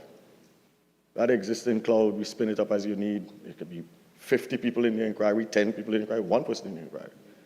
All you do is turn up the resource as you need it. You don't even pay for it when you're not using it. It also gives you a place to put things of permanence. Because I will tell you, having tried to read some pieces of paper that I had in doing something recently, having had it sit in fluorescent light, I could not read it. And if Senator Lutchmedial-Ramdial is correct, the tons of boxes of information that comes into this has to be stored somewhere at some point. If you get those things into proper digital formats with the necessary security, with the pieces on top of it, they will become something that you can have there for all time. So the introduction of technology into it gives a level of flexibility, scalability, a level of permanence, a level of security that you don't have in just the general paper-based thing. And you will find that because it is pay as you use, et cetera, that these things tend to be a lot more inexpensive than some of the things that we do now. So the implementation of technology normally means that things can get a lot cheaper. So effectively what I'm talking about creating is an ecosystem for commissions of inquiry. That's really what I'm talking about. And the Honorable Attorney General, when he put his contribution in, he mentioned a couple things specific to the nature of inquiries. And he was talking about that they need to be inquisitional and investigative by nature. They as opposed to somewhat of the adversarial nature of the court system. They need to be policy-driven and have a mandate, et cetera, et cetera. All of these things, when I ran through it and I listened and when I reread what he said, I got it. But Senator Richards, in his contribution, talked about Justice Gomery of Canada, who emphasized 3 functions of inquiry in the 2006 lecture that he did in McGill University. And Senator Richards permitted me to steal a piece of it, but the 3 that he had is that the commissions were there to investigate, educate, and inform. Well, all of those things mean different things to different people. And so when we cast our net in terms of how we're going to do what we do, and in the considerations of some of the recommendations, as for example, that were made by multiple speakers before, we have to look at fulfilling those functions, if those are the key ones that we agree to, in ways that it spreads across all of society. Because the customers, as I define it, the customers of commissions of inquiry are varied. You have the entities involved. You have the people responsible for implementation of recommendations. You have the people who are seeing what is going on. You have the people who want to understand how this affects me. You have the people who just mark anything. All of them form part of the constituents that will cast how they view what we are doing and what it's done and how it works. The separation of powers is something I was going to speak about. Senator Lutchmedial dealt with it, Lutchmedial-Ramdial dealt with it quite adequately. And using the examples that I was going to use from Canada and the US really spells the differences in the ways in which you could do it, so I won't go through that again. We had a conversation also. I sit, Mr. President, Mr. Vice President, I sit currently as the representative of Trinidad and Tobago at the CTU, and sitting as the president of the Council of Ministers there. And we have similar types of things like this that we have to do, and we sought to do something that to me was almost impossible. We tried to regionalize some of this. Now, in doing all the research, you would recognize that we all point to similar types of things that are happening across, not just in the Caribbean, but all over the world, in South Africa, with all Americans, all of them. And one of the things that the US does well is that it capitalizes on existing functions, I call them functions that they have, and then reuse them for various things, so you don't have to reinvent them all the time, once they fit within the rubrics that they set up to do. When we looked at this, I was looking at it, and again, I am not a lawyer, and that there are a lot of similarities in what we're trying to do, what Barbados is trying to do, what Grenada is trying to do, all of this. There must be a way in which we can harmonize some of that as well. And I think that even that will lend to us being able to come up with some of those procedural rules and so on that are common, that will make some of this work in an easier way. It's not easy, like I said, because I sit at the CTU, I know it's not easy to do, but it is something I think we should consider looking at and see if there's a way we could do it.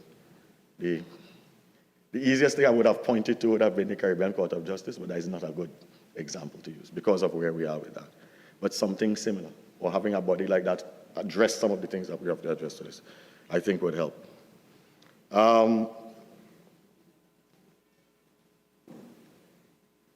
When I, again, try to go back to when I was reading through all of the presentations that we had before, I want to suggest a couple things. One, that we approach what we're doing not from what happened in 1892 or even what happened in 1976, but by starting from the position of what is required in the now. And the reason why I say that is we've seen in the past when we go through these transitional or transformational or even revolutionary ways of doing things, we start with a foundation and try to adapt the foundation to what we need. I don't know that we need to do that if you're starting in 1892. I think you need to, the hard work in this is to ascertain what you really want, as it is with any transition. And then once you ascertain that, then start to figure out what functions you need to bring it into things, and then you build all the other pieces behind that, the HR, the technology, the process, all of that is how it works. So you have to take a fresh look at this thing. I think too often, because the parent legislation is so heavy, and because it is so entrenched and has now become strictures of law, to start to do it a different way seems onerous. This is one I think I suggest that we start looking at it almost afresh. That would be one of the ways I would look at it.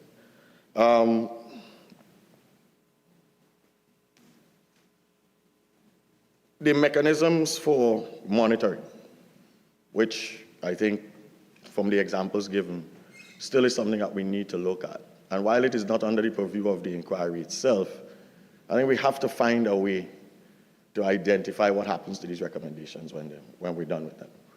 How do we create a level of, once accepted, of course, that the recommendations are things that need to be implemented? How do we monitor that, and how do we ensure that it gets done? And how do we ensure that it gets done in a way, in the spirit in which the recommendation was done? I think that is also something that happens. We tend to go overboard sometimes, particularly when it comes to the implementation of things coming from recommendations that are written, meaning that the spirit goes out the window. You see it in the interpretation of regulations. The Minister of Public Administration will tell you. There are regulations that govern the public service. The regulations turn into rules, the rules turn into strictures, they tell you this is what is happening. we want to have an appointment-only system. I don't know how many people, when they had it at the, any places you could pick, but let's use one, Ministry of Works and Transport Licensing Division. We're going to do appointments. So by appointments only. So Thursday you show up to the office and you notice that there's nobody in the office. People made appointments, didn't show up. What is the, well, listen, we're only working by appointment. Yeah, we have nobody inside. Yeah, but we're working by appointments.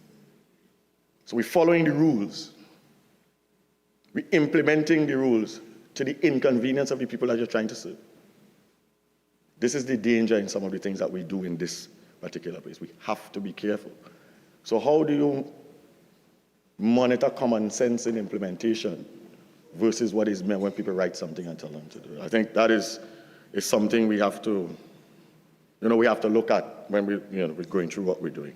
Again, this is not from a legal background perspective, so please, if I'm saying anything wrong, I'm sure the Attorney General will talk to me about it when I'm finished. The high degree of consensus demonstrated, I think, is something that I find quite refreshing. In other words, I am not standing up to rebut and find ways to deal with what was said by the previous speaker. In this case, I have to find ways to support what was said by the previous speaker without going into tedious repetition.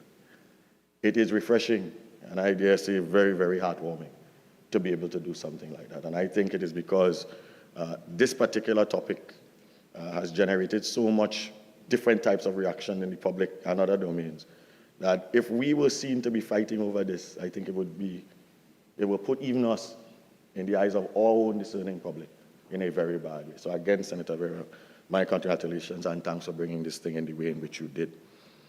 Probably I could take it a little bit further. That this kumbaya thing we have going on now, that if we carried it a little further, we could. Just think about this. Let's think about this. Right? If we're doing this for the public inquiry process, can you imagine if we really did this to do more efficient, effective, resilient, create this enabling environment where we could work to fix a whole lot of other problems?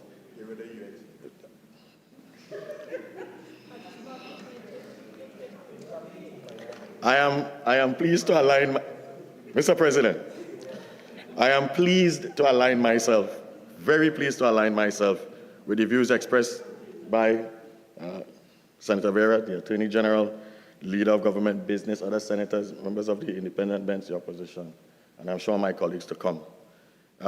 With this motion, I think the conversation that supports what Senator Vieira said about the right set of rules, I think if we get the right set of rules, have some common sense in the application, and create an enabling environment that supports, nurtures, encourages, and provides relevance and further legitimacy to the public inquiry process, I think we would have done what you set out for us to do. With those few words, I thank you. Senator David Nakhid.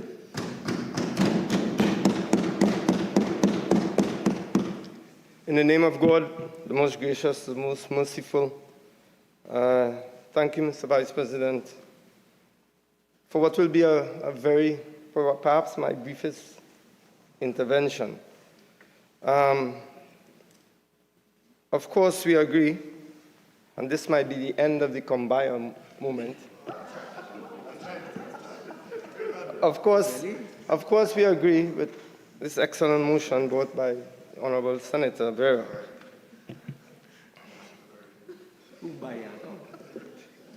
But, Mr. Vice President, there's a famous statement, philosophy of course, that says stupidity and evil produce the same bad results. And I don't know, and this is not casting aspersions on any side of the House, but I don't know if we in Trinidad and Tobago, on which side of those two categories we fall. As someone stated here before, we have had over 169, I think you yourself stated that, inquiries, Commission of Inquiries. How many? 169 or 69? 69. 69 inquiries into some of the most delicate, heart-wrenching, country-defining moments in our history. And we've had little or no results to show for it. And we talk about the 1990 coup, which was had a devastating impact on the country, but we can go even further back into an inquiry that was laid as a Scott Jog report in the Parliament. And for me, when they talk about lasting impact, the impact of the drugs flowing into our country has had more of an impact on this country and the youth of this country than anything else that has passed. What came of that report? What came of that report? And it goes back to what everyone said, but no one really goes into detail as to what are the alternatives in order to enforce implementation. Because if you leave legislation lax, especially in a country that we admit rife with corruption from inception, what are you going to expect people to do? When we leave it in the hands of Parliament, as people have suggested, where there's political influence, what do we expect to achieve? Are we stupid or are we evil? Because it produces the same bad results. So I'm here to make a few suggestions that might sound harsh, but we live in a harsh time. And our reality has become harsh in Trinidad and Tobago. And I'll keep it kumbaya. The Scott Jog report. Names were mentioned, people that still exist, billionaires at present, who came from middle-class means. I know them, my father knew them, being of Lebanese origin, or whatever origin. And we never prosecuted that case, as we should have. Why? You don't appear, and I'll say it for the layman to understand. You don't appear, Senator Lutchmedial pointed to Section 16, Section 17, $2,000 fine. Why don't we bring legislation where the fine becomes $1 million and imprisonment? Because you don't have a commission of inquiry from trivial matters. We hope not. We have a commission of inquiry when you have an abundance of drugs. I remember coming into Trinidad and Tobago from university in Washington, D.C. And I was shocked, because I left in 82, and when I came back, 87, 88, I couldn't believe the crack epidemic that was present. Some cousins of mine succumbed to it. People close, dear to me, who came from solid families, went St. Mary's, etc., etc. To drive. Can you imagine, Mr. Vice President, had we had laws that were relevant to our day and age, relevant to that time, relevant to that era, that epoch, that devastated Trinidad and Tobago, what we may have prevented? So I say, anyone in public life who refuses to attend a commission of inquiry, not only fine and possibility of imprisonment, should be barred from public life. This is a serious matter. We can't keep pontificating as the commission of inquiry and then come and raise $2,000 fine to $100,000 fine. Come on, are we evil or are we stupid? They produce the same bad results. I say, it has become a bit anachronistic, the Commission of Inquiries. Let's make use, and it's quite appropriate, I come after the Minister of Digital Transformation. Let's make use of the technology available to us. We talk about costs. Why not have people who are abroad and can come down, witnesses and so? Let's have that virtual interrogation. We have it now in the courts. Why not? Let's not give an excuse to ourselves to not examine our horrible condition that we are in presently. We're in a horrible condition. I'll give you an example. Had we prosecuted that case, maybe, and this is why I say, no parliamentarian should be involved because of political slant. We should have retired jurists, people expert at law, but fiercely independent, not people who preach the gospel of any particular party, people who are fiercely independent, and they can be sourced in Trinidad and Tobago. They can be sourced. Why?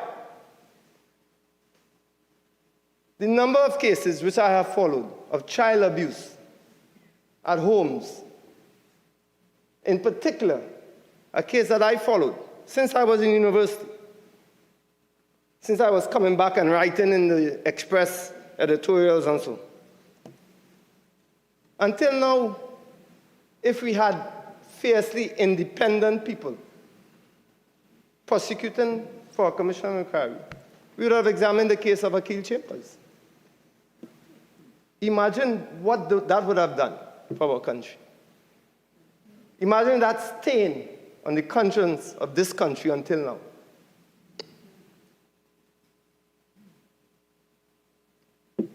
All the cases, I was just recently involved in a Justice Judith Jones report. I was apparently the main witness who was referenced quite liberally in that report, but given a pseudonym for some reason. Imagine if we had independent people in charge of that. Proper enforcement, where we give a timeline for the DPP, a timeline, 6 months, no more to enforce. 6 months. Would we still have problems ongoing? Would the Prime Minister, the member for Diego Martin West, would he have been able to just brush aside that report as he has done? Impossible. Impossible. Because it's in the hands of the DPP, and he has 6 months to act upon it, or heads will roll. We just spoke about it here. We had the very wordy, bloviating Minister of National Security talking about whether we have equipment in the fire stations. Do you know how many people have died in the last decade because of fires? I'll give you an example. Right in Tinapuna, a house burned down with 2 people inside. You know where the fire station was? 50 meters. No equipment. So when the Minister of National Security comes and speaks in these contemptuous tones, I have to laugh. Because are we evil? Or are we stupid? 46-1. Senator, the standing order has been raised for relevance, and I ask that you make your contribution towards the motion, which is reform for commissions of inquiry, or at least bring it into the framework that you are trying to go with. Thank you, Mr. Vice President. This is exactly what I'm doing. I see some people are getting nervous. The point, Mr. Vice President, is that very soon, if we had an independent commission who determines the COE and not a political slant on it, we might very well have to have a commission inquiry into why fire stations do not have equipment and people are dying of fires 50 meters from their home. This is not something political, and that is why I knew the Kumbaya movement will end, because if we look at it, we'll find who is mainly responsible for all of this devastation that we see in the country. So don't get touchy. Let's keep it nice and delicate. I'm capable. Breathe deeply, breathe deeply. So coming back to the relevance of this motion by Senator Vieira, which is so timely. It is so timely, it's unbelievable. Because I see this, and let's try and think out of the box a little bit. Well, at least this side. Let's try and think out of the box a little bit. Imagine if we feel, and we have independent jurists, and they feel that the governance of the country has not been sufficient, appropriate, in matters of national and public importance, urgent. Because of their independence, it will be like a national referendum where they represent us who cannot find proper governance in matters that matter to us. And I'll give you an example on that. There was an interception of a merit list, which threw this country into turmoil. Until now, maybe, I don't know. I have no brief for who was recommended, who not recommended. That's not the point. The point is that of democracy and the upkeeping of the Constitution. Imagine if we had an independent.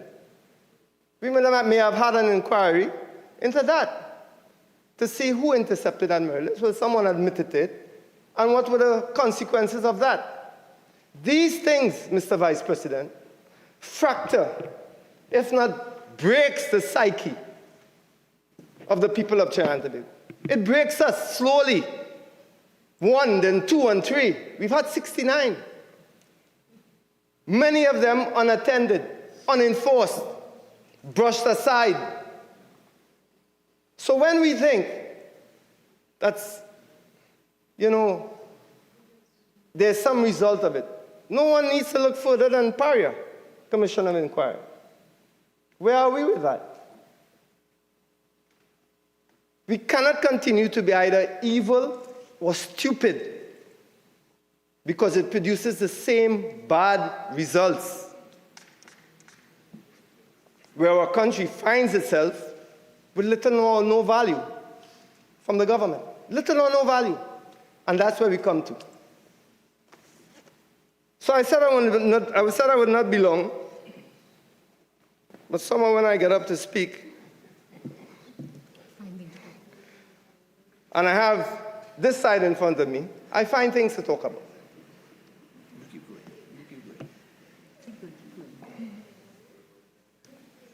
So I'll make a few more suggestions. Let's allow Senator Vieira for evidence to be taken in camera, out of public view, where its disclosure can lead to adverse pretrial publicity where a charge is laid. So what we want to have is absolute confidence in the process, so that people will feel free to come forward. Because I know people in the Commission of Enquiry, the one into the 1990 coup, they were afraid. They were afraid, just plain out afraid. People into the Scott Jog report, plain out afraid. These are people I have spoken to.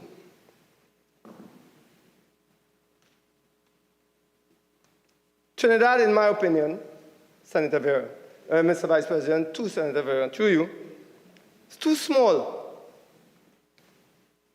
to allow one-man commission inquiries, in my opinion. Too small. So it opens one to influence that we cannot account for. And I don't want to go into those things, because definitely Combine movement will be done. We cannot allow that one-man commission inquiry to be influenced. I mean that with all sincerity.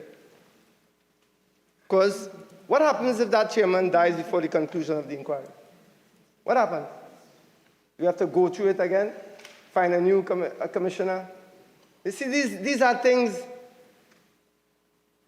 if we want to show a certain seriousness towards fixing the country through this excellent motion, we have something now at hand that could fill certain gaps if we look at it in a different way, just outside of the box, not the typical thinking.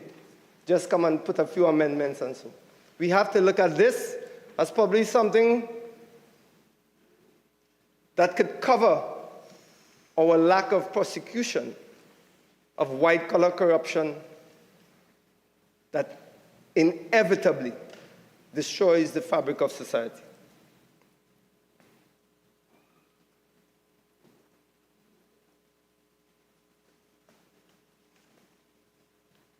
So, Mr. Vice President,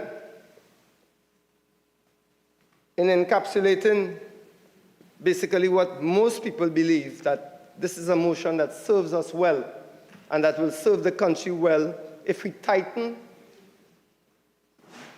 We have strictures on the legislation. We make it so relevant to where we are now as a country. I think we all recognize that this is a motion that can take the country forward, fill in the gaps of corruption, fill in the gaps that has hurt this country to the core. I mention again the abuse of children. I mention again Akil Chambers in particular, which has been a particular case of mine that I will take to my grave. And other events, maybe an inquiry into the closing of Petrochim. And I'm just thinking out loud here. So, Mr. Vice President, we are in support of this motion. I hope the senator, goodly senator, takes on some of my recommendations. I think if we make those punishments not only severe, but the punishments must send a message that we are not wasting the people's time, that we are not wasting our own time, that we are truly interested in fixing what has gone so wrong in this country. I think we can all agree that we will all support this excellent motion. And I thank you, colleagues. Senator Dr. Dillon-Remy.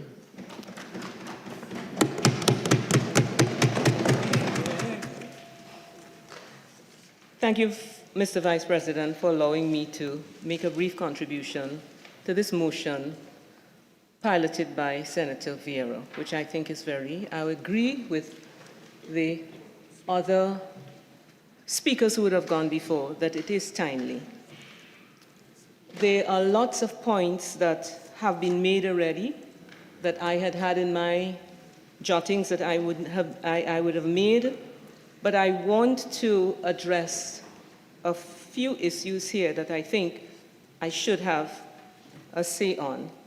The motion calls for, in the third paragraph of it, it says, whereas successive governments, administrations have failed to adequately address public concerns which have arisen from time to time on whether the Commissions of Enquiry in Trinidad and Tobago have been effectively and efficiently carrying out their mandate.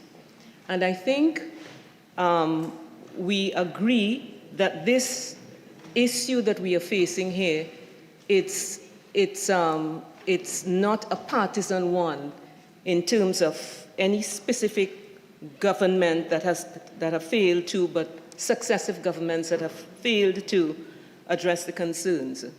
I too am heartened by the fact that we do have consensus from government, opposition, and members of the independent bench that something needs to be done. Mr. Vice President, I think I would say that I'm a bit concerned that as a nation we would be comfortably doing the same things over and over again and expecting to get a different result. For instance, there have been areas that have been identified as deficient in the Act.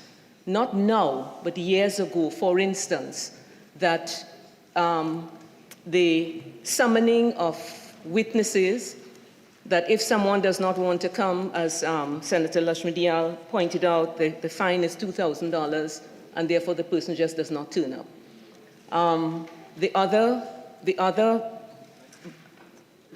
What was already also identified is that at the end of the day, the Commission does not have any powers to ensure that what recommendations they made are implemented. So for years, different reasons have been given as to why things have failed. And as has already been pointed out, there have been many inquiries, many emotional issues, many areas that have been investigated that have had a significant impact on our nation. And at the end of the day, nothing came out of it, nothing in the sense that people are not confident that anything happened as a result of it. So it is not unreasonable for people to have the view that waste of time. I don't think it's an unreasonable position to take. However, we are today in 2024, we are in the Senate, a motion has been piloted, we have agreement that something needs to be done, and it is my hope that after this, it will be taken from here and the necessary comprehensive, the motion called comprehensive reform to the Act. In other words, not just tweaking a little thing here by increasing a fee from $2,000 to $1 million. Comprehensive reform be taken to the Act so that at the end of the day, we get in the near future that we see results coming out of it. Mr. Vice President, I think it has been said already, but I would just like to quote from an article. It is from the McGill Law Journal of 2006. I'm quoting this because this is not the issues related to commissions of inquiries and the lack of effectiveness. It's not just our issue in Trinidad and Tobago. The article was done by Justice John H. Montgomery, his contribution, and it was published as a lecture in volume 51 of the McGill Law Journal of 2006. And on pages 784 to 798, the title of the comment was Pros and Cons of Commissions of Enquiry, in which he explained, and I quote, "One of the primary functions of public inquiries is fact-finding. They are often convened in the wake of public shock, horror, disillusionment, or skepticism in order to uncover the truth," and this is inverted commas. The three functions of inquiry are, the three functions of the commissions are inquiry, to investigate, to educate, and to inform. Let me repeat that. The three functions of the inquiry are to investigate, to educate, and to inform. To these benefits should be added the benefits deriving from recommendations for change designed to prevent a recurrence of future of the errors or faults being investigated. Such recommendations coming from an independent and impartial source, free from political bias, will not only assist the government in taking remedial action, but will tend to restore public confidence in the industry or process being reviewed. End of quote. The document went further to clarify that commissions of inquiry are not supposed to be determining civil guilt or civil responsibility or criminal guilt. They are supposed to be fact-finding investigations leading to recommendations. And I think that is one of the issues that people expect, that a commission of inquiry will find somebody guilty and action is supposed to be taken as a result of it. For instance, what is happening now, now meaning, or most recent, the Commission of Enquiry into the Paria-diving tragedy. People expect that the inquiry produces report. People should be charged today, tomorrow, and action being taken, and that is not happening. So it does, one of the things I think Senator Bacchus, Minister of Digital Transformation, spoke about is that what do people expect of the inquiry? And I think this is where there's great dissonance. People expect that this inquiry, especially being public, and especially the high, the quality of the inquiry, people expect that action will be taken, and they don't get it, and as a result, people are disappointed. So back to the statement from Justice Montgomery. But in the minds of the public, I can tell you that there's confusion on this issue, a confusion that I try very hard to dispel by saying over and over again. I said it again today, that the objectives of a Commission of Enquiry is to report on the facts, to investigate and report on the facts, and not to determine guilt. But I have to tell you that the public just doesn't really understand that, or many members of the public don't. I can tell you that we get a tremendous amount of feedback from individual members of the public, and the general theme was, when are you going to stop listening to witnesses and start putting people in jail? I mean, that's what they wanted me to do. And of course, that was not my role at all. But I think those expressions represent some of the frustrations that occur and perhaps still exist. I continue. Commissions of Enquiry have one objective. The justice system has another objective. And the two shouldn't be confused. But I'm sorry to say that they are confused. End of quote. I think that is one of the problems we have here in terms of what we understand needs to come out of a Commission of Enquiry, and one of the dissonance that we have right now. And there have been many suggestions as to how this can be in other public education, as to exactly the role of the Commission and what to expect from the Commission, etc. That was already mentioned already.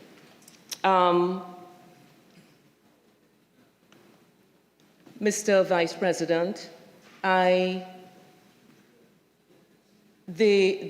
matter concerning whether the people talked about things like that. I think it was Senator Vieira who talked about the terms and conditions as being so important. I think many people spoke about the terms and conditions of the inquiry, because one of the most important areas is that if you decide that what people want to see and what the terms and conditions you give to the Commission of Enquiry, if they're dissonant, then what the inquiry is supposed to bring out will never meet people's needs, and you will continue to have complaints. Senator Vieira mentioned that one of the key witnesses of the 1990 coup appeared before the Commission and didn't give any thing that was important in terms of a submission, because he was not questioned on those things. How is that supposed to make sense? So what I'm saying, it is more than just that this government did or this government didn't do. We really need to get into some of the reasons why things have failed, so that we can put the remedies to what we are seeing right now. I would just like to mention the fact that the people have talked about the fact that the legislation was in 1892, and then some changes made in 1976. What was the reason why the two bills that were presented in 2003, were they allowed to lapse? Was it, I think that needs to be looked into. Was it that there were changes that were being recommended? We are talking about 2003, we are now in 2024. Why didn't they, or somebody at that point in time said that something needed to change, but nothing changed. The bills were allowed to lapse. So, Mr. Vice President, was it that people didn't think that they would have got the support when the bill was brought? I don't have a clue. But all I know is that if we leave things as they are, then we are going to continue to get the responses that people are giving. And everyone here has said that we should not leave the things the way we are. But where will we go as a result of what we would have done here today in terms of this examination is what I'm really very interested in. And I do hope that it is not allowed to just go the way of other bills, that indeed action is taken where the government does take the recommendations from this motion, and at the end of the day, I heard the Attorney General said that he was going to invite Senator Vieira to sit on the committee before the Law Reform Commission. Sounds very good, but at the end of the day, will we see any change as a result in terms of the legislation? And that is what I would hope to see. In other words, our kumbaya, our sitting here and being very happy that we are all agreeing on something, something that is very rare, where we all agree on something. It would not just be a nice feeling, but at the end of the day, it will result in action being taken so that we don't have to come back here next 10, 15 years with saying the same things all over again. I do commend Senator Vieira for bringing the motion, and I thank you, Mr. Vice President. Senator Laurel Lezama-Lee Singh. Thank you, Mr. President. Mr. Vice President. Mr. Vice President, I believe that we are neither evil nor stupid, but rather we are all patriotic, level-headed, committed people of this land, dedicated to serving the people of Trinidad and Tobago here in this Senate and in the other place, despite the rancor, the ridicule, and sometimes the fluff that may come out in this sacred space and outside, Mr. Vice President. Mr. Vice President, this motion brought by the esteemed Senator Anthony Vieira, SC, is in fact a motion that can take this country forward.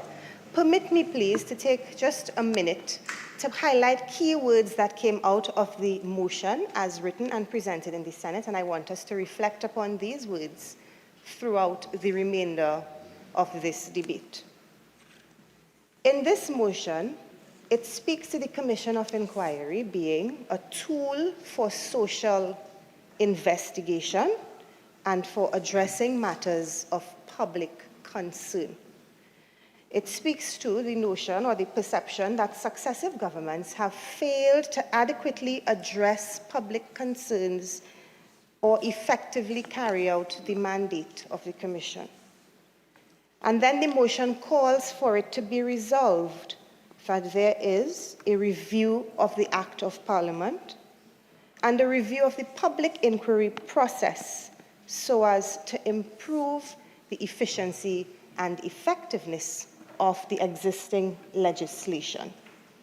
Mr. Vice President, it is therefore my pleasure to join in this debate to contribute and lend my full support to this motion presented by Independent Senator Vieira. You know, when I started doing my research on this motion, I actually had a very interesting moment, and I didn't know whether to laugh or cry. If you put in a quick Google of Commission of Enquiry into Trinidad, one of the things that would come up is a letter to the editor dated November 28th, 2022 in the Trinidad Express newspaper, and the author is one Philbert Gervais. Now, people might say letters, who still reads newspapers and letters to the editors are an outdated tool, but they are in fact a very effective mechanism to feel the pulse of the people, or at least the people who certainly care sufficiently to put their opinions out into the public domain. I know that with the onset of social media, letters to the editor and traditional media really and truly has somewhat fallen to the wayside, but that does not diminish the credibility or the importance or the sentiment transmitted via letters to the editor. So permit me please to read some excerpts from this letter to the editor into the Hansard this afternoon. The title is Needed, a Commission of Inquiry to Probe All Commissions of Inquiry. And the author starts, with the latest Commission of Inquiry into the Paria tragedy and all the brouhaha, angst, and surreal things unfolding, we have to pause and ask ourselves, what will become of this?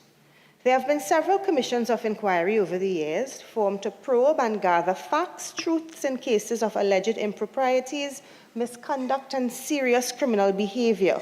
All commissions of inquiry saw commissioners appointed by the President of the Republic on advice from the Cabinet pursuant to the powers under Section 2 of the Commissions of Enquiry Act.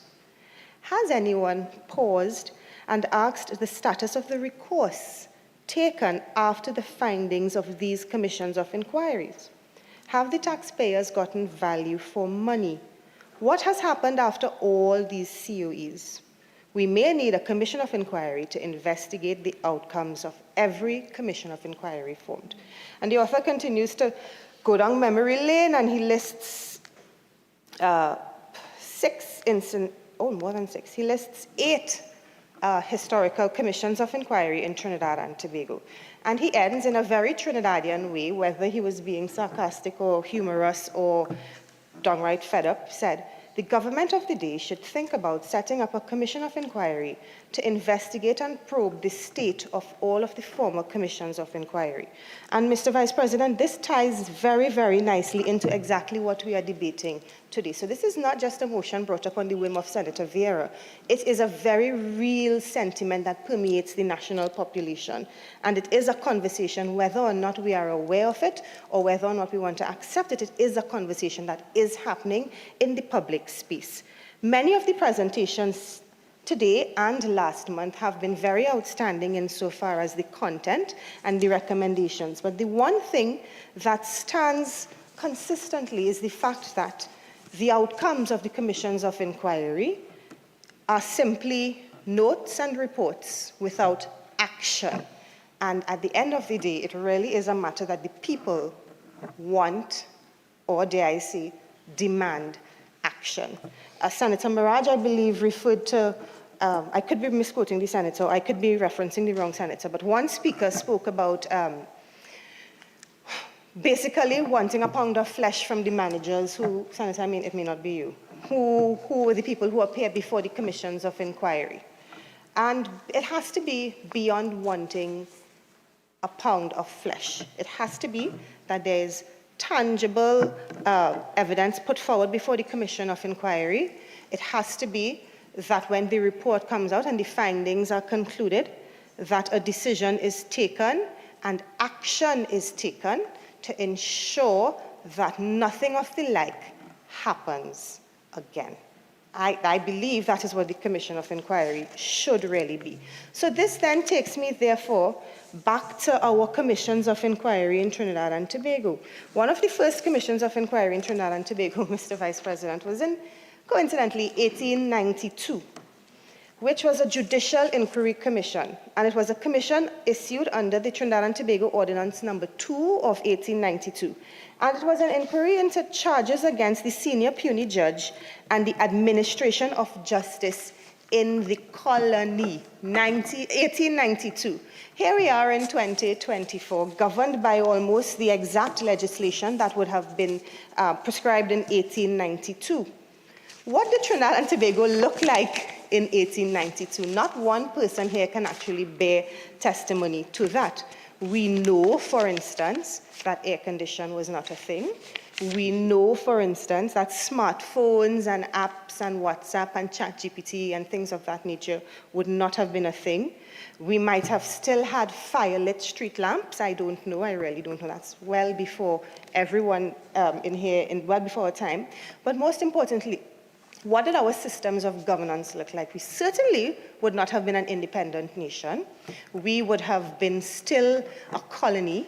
It would have been shortly after slavery, which means that the slaves were only now recognized as being more than legislatively 3/4 of a man, because the laws prior to slavery stated that a slave was counted as 3/4 and not a whole human being. So we have evolved significantly here now. We are in 2022. We do not report, 2024, we do not report to the Crown. We have our own president. We no longer have a premier or a governor general or a chief minister. We have our own prime minister. We have our own head of state in the person of the president. We have our own independently elected and appointed bicameral chambers. We have our municipalities, etc. The Trinidad of 2024 looks nothing like the Trinidad of 1892. And as such, the legislation absolutely should not look the same over 100 years later. If we take a minute to just look through what the legislation looked like, or looks like rather, because we did not in fact go through the details of the legislation. So I just want to briefly glimpse into it. It's a very, very short, act. And for instance, Section 2, the power to issue the commissions of the inquiry. It speaks about the president being the person responsible for putting forward the commission of inquiry. And in the absence of a direction to the contrary, the inquiry shall be held in public, but the commissioners shall nevertheless be entitled to exclude any particular person or persons for the preservation of order, etc. But, Mr. Vice President, this doesn't prescribe actual form or process or otherwise. It just says that there can be a commission of inquiry, that the president can appoint these people. It doesn't state exactly how the commission of inquiry should be worked. It doesn't state what is the process for selecting the commissioners for the inquiry.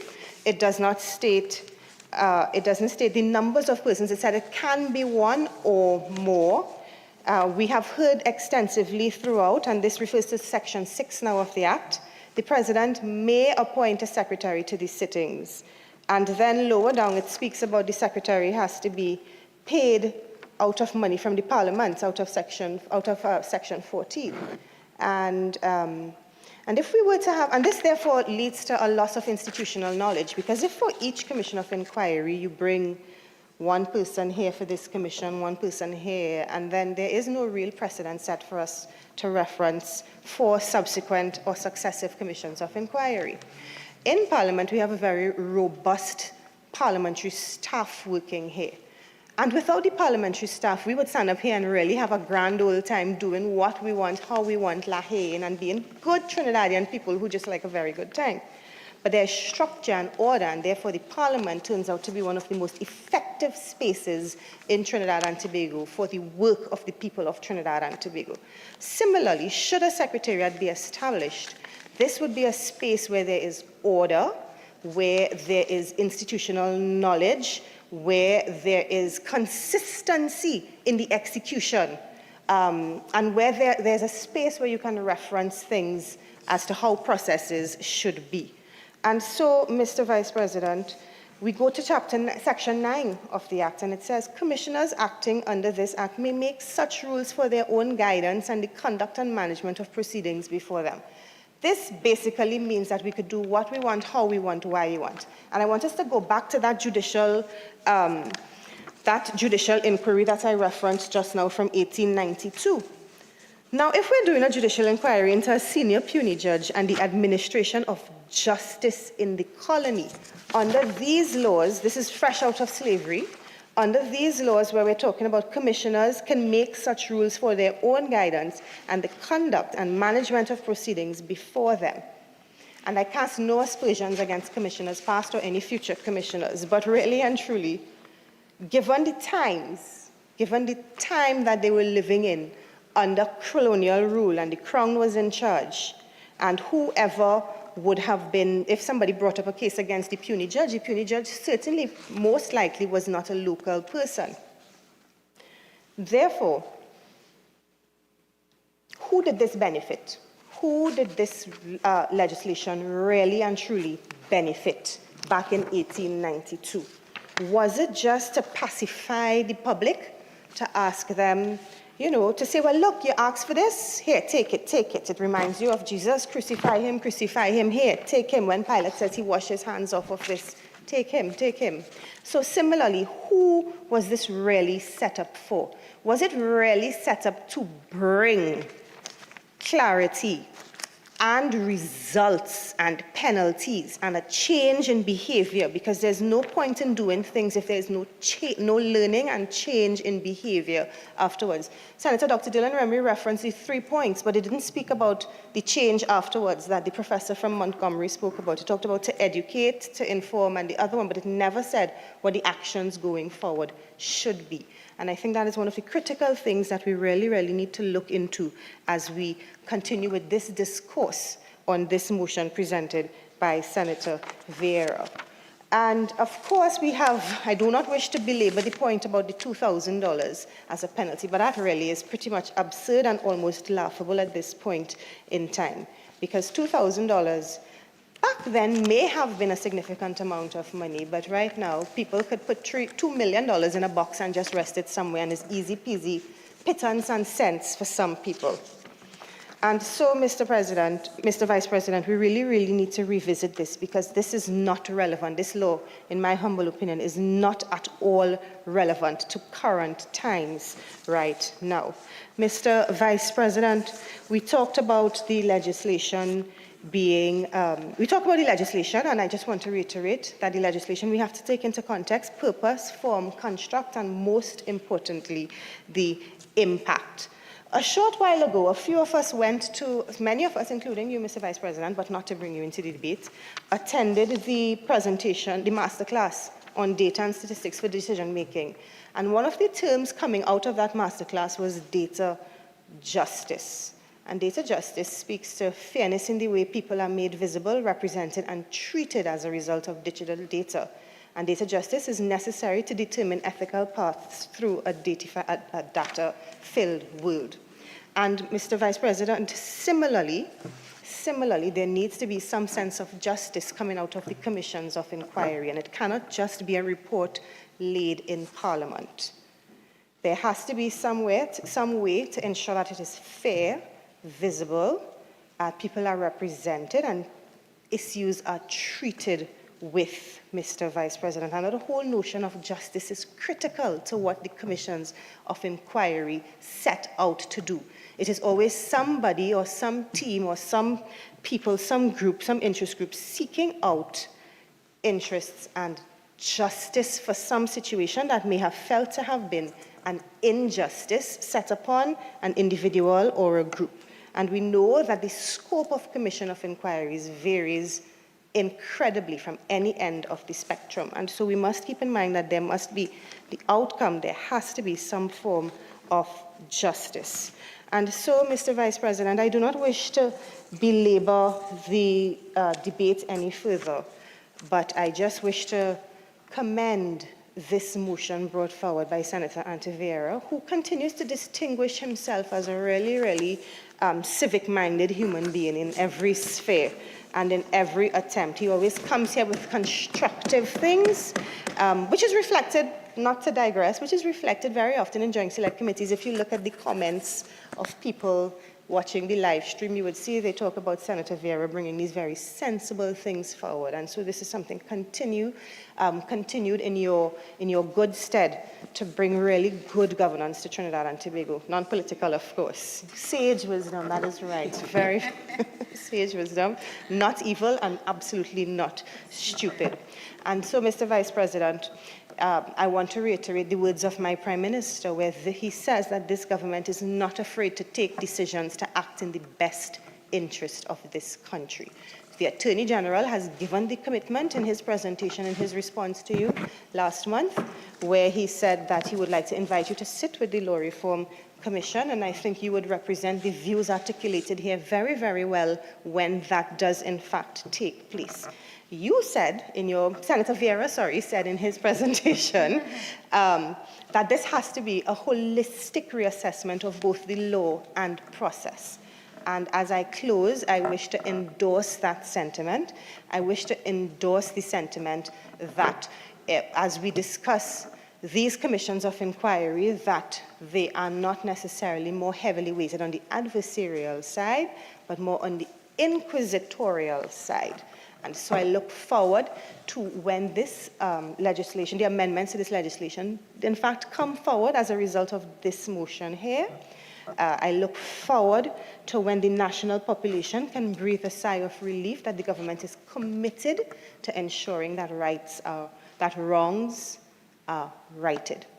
Yes, in Trinidad and Tobago. And so I'm very happy to have been a part of this watershed moment of Kumbaya-ism in the Senate. And I just wish to remind everyone that it would take all hands on deck, all benches, government, independent, and opposition, to make this a reality for the people of Trinidad and Tobago. I thank you, Mr. Vice President. Senator Anthony Vieira, SC.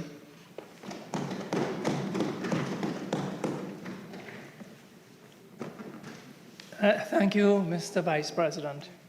Well, let me begin by thanking everyone who has participated in this debate for sharing your perspectives. The debate has yielded rich views and insights and some kumbaya moments for which I am very grateful. The Attorney General is not here, but I would tell him that I'm very grateful for his positive outlook and support, his recognition that in contrast to the adversarial process, the nature of inquisitorial proceedings can allow for a deeper search for truth, and his acknowledgement that this is one of the areas in need of sensitive and comprehensive reform, especially in terms of making the inquiry process more efficient. Senator Mark, I want to express my appreciation for your words of encouragement. I am open to considering alternative models when talking about accountability, transparency, and holding public officials to account. I agree with you that the country cannot afford to be running on the same spot, feel we are going somewhere, while actually going nowhere. Senator Tima, in your contribution, you raised some very important issues which are germane to the importance and the role of commissions of inquiry, including the principle of independence, when considering the costs involved, whether we can put a price on truth and justice, and the importance of post-commission of inquiry action. Honorable Minister Brown, he's not here either, but I would like to say that his commitment to positive action on behalf of the government, coming in the wake of the amount of research he had actually conducted, that was really gratifying. I was very impressed. First, with the way he was able to identify and treat with the number of inquiries conducted in this country between 1960 and 1924. And then secondly, with the useful comparisons that he made between our approach vis-a-vis what's happening in CARICOM and other Commonwealth jurisdictions. I think just putting those facts on record goes a long way for making this motion meaningful. Senator Gopi Singh is also not here, but he has my appreciation, and I want to thank him kindly for the amount of research he also carried out and shared with us. I agree with Senator Gopi Singh that while commissions of inquiry can serve a tremendous role in terms of governance and accountability, the country is not getting the value it deserves. And we cannot keep making the same mistakes. I particularly liked his observation that commissions of inquiry should not only come about as a result of public pressure, but that it is incumbent on all administrations to address public concerns in a proactive manner. Senator Richards, as always, his contributions are on target and insightful. I agree with him that we need to up our game with the inquiry process, lest the public lose faith, especially if they don't feel that justice is being or will be served. And I am thankful for his recommendations, and about the need to be open to different perspectives to help us learn. Senator Richards asked whether the same standards apply. Well, of course, the answer to that is an inquiry is not the same as litigation. In litigation, one side is always trying to rubbish the other side, and there is a clear winner and a loser. But in an inquiry, it's really about getting to the truth, or as close to the truth as possible. Senator Dr. Ibrahim, Vice President, I also found it gratifying, like you, to see the level of consensus that was exhibited on the three benches during this debate. And I agree with the observation that people work hard, but the framework needs amendment, and the Act needs a level of reform. Senator Lutchmedial-Ramdial made several points with which I wholeheartedly agree. We may not need to change the entire law. What's important is to address the concerns relating to costs, time, and the lack of implementation. Commissions of inquiry do serve an important purpose. The problem really is the follow-up. A basic set of procedural rules, I think, would go a long way to expediting future process. And I particularly, well, we're on the same page here, because I also wanted to make a recommendation that Parliament could or should have oversight of the implementation of recommendations to call on the agencies of the state on the matter of implementation. Senator Maharaj placed commissions of inquiry at the apex of a system of ongoing inquiry. I like her language. We're talking about a pyramid of accountability at every level, an overall architecture of responsibility, and about the public's right of explanation and redress. And she was seeing this as one of the ways in which we can go towards transformation and reconstruction of the state apparatus. So thank you for that. Senator Bacchus, as always, very helpful observations. I like what you said about the need to create an ecosystem. There was no need to diminish yourself as a non-lawyer. I value your contributions all the more. And I don't think any lawyer was going to make the point as competently as you about the need, about using technology towards making commissions of inquiry better vehicles, and about how technology can give a level of flexibility, permanence, and security. And if we get this right, people will know what to expect, as well as like what they get. Senator Nakhid. I appreciated Senator Nakhid's recommendation about robustly beefing up the penalties for those who refuse to participate when called upon. Meaningful fines, imprisonment. The barring from participation in public life was a bit of out-of-the-box thinking, but certainly worthy of consideration. Like Senator Lezama-Lee, I hope none of us here are stupid or evil. I think we are just all doing the best we can. And what I would say is, if we are changing nothing, nothing will change. So I thank him for his kind words, his recommendations, and support. Senator Dillon-Remy, I agree, it's important to meet people's needs. We really need to get into the reasons why things have failed in order to work out the appropriate remedies. Where do we go from here? That's really the question. Indeed, action is taken. Will we see any change in the legislation? And Senator Lezama-Lee, I agree. People want action, not just notes and reports. I agree with your call for a permanent secretariat, and there's no reason why that couldn't be on a hybrid basis.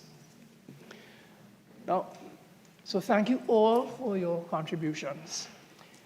Mr. Vice President, since the last time we spoke on this motion, the country has been gripped with the unfolding tragedy of 11 baby deaths at the neonatal intensive care unit at the Port of Spain General Hospital. And I'm aware that litigation is pending via a proposed action, class action claim, so I'm not going to speak about any claims or response. I thought, though, that I could raise the matter as one which is causing deep public concern. And if a public inquiry were to be called for, then to imagine what that might look like using the CEDA recommendations. So first, does it qualify? Well, obviously, the answer is yes. Given that the public inquiries are generally commissioned to look into matters of great public importance and requiring a rigorously independent but fair and efficient approach to the issues involved. Next, in terms of ascertaining what happened, who or what is responsible, and how to ensure it won't happen again, it would be important to match the terms of reference to outcome and success. The terms of reference would be absolutely critical, as they would define the inquiry's purpose and parameters, and they would provide the commissioners with the authority to probe particular areas and lines of inquiry. Now, CEDA recommends that the terms of reference should consider all groups who might be affected by the inquiry. And it should allow for consideration of all mechanisms for change management. Some of the purposes of the inquiry would include investigating each death to establish what happened, addressing the particular concerns of the families who were directly harmed by the events, establishing whether there is a need for change or reform, and if so, in what respect and in what manner, and reporting to the appropriate bodies for them to take responsibility and action to prevent further and future recurrences, or to improve future outcomes. The terms of reference would state how the inquiry is to be conducted. They would identify the interested parties and the groups likely to be affected. They would give an indication of planned timescale for the inquiry and budgeting. And they would indicate who will take responsibility for overseeing the implementation of recommendations. Now, according to CEDA, there are 9 groups affected by any public inquiry, all of whom should be considered when compiling the terms of reference and designing the process.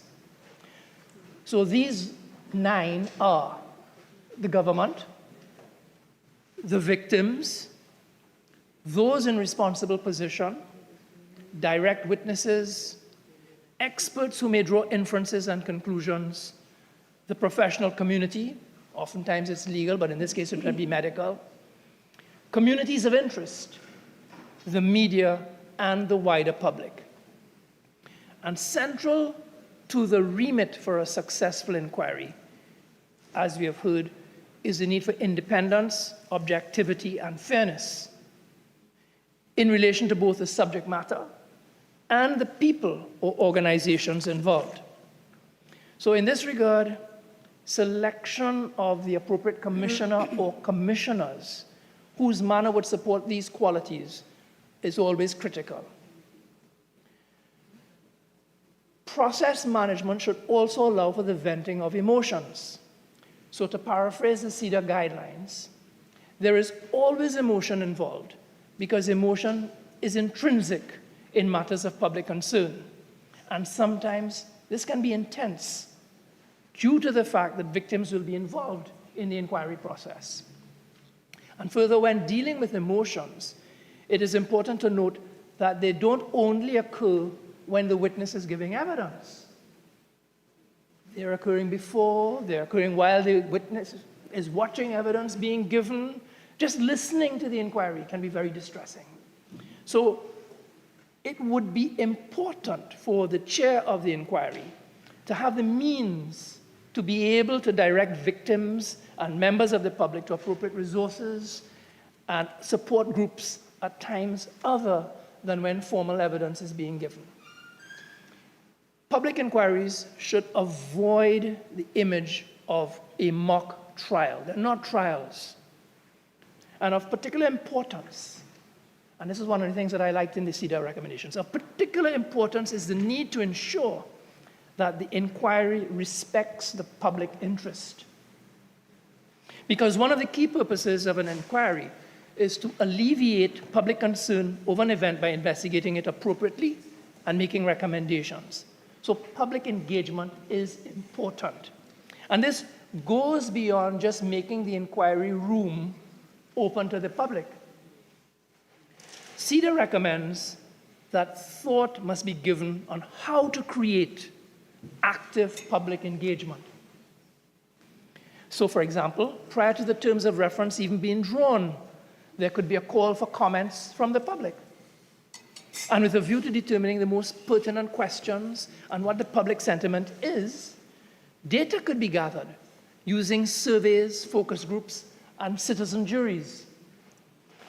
Allowing the commissioners to consult with representatives from interested communities in terms of what their particular views are, what kinds of questions might need to be asked, would also promote public engagement.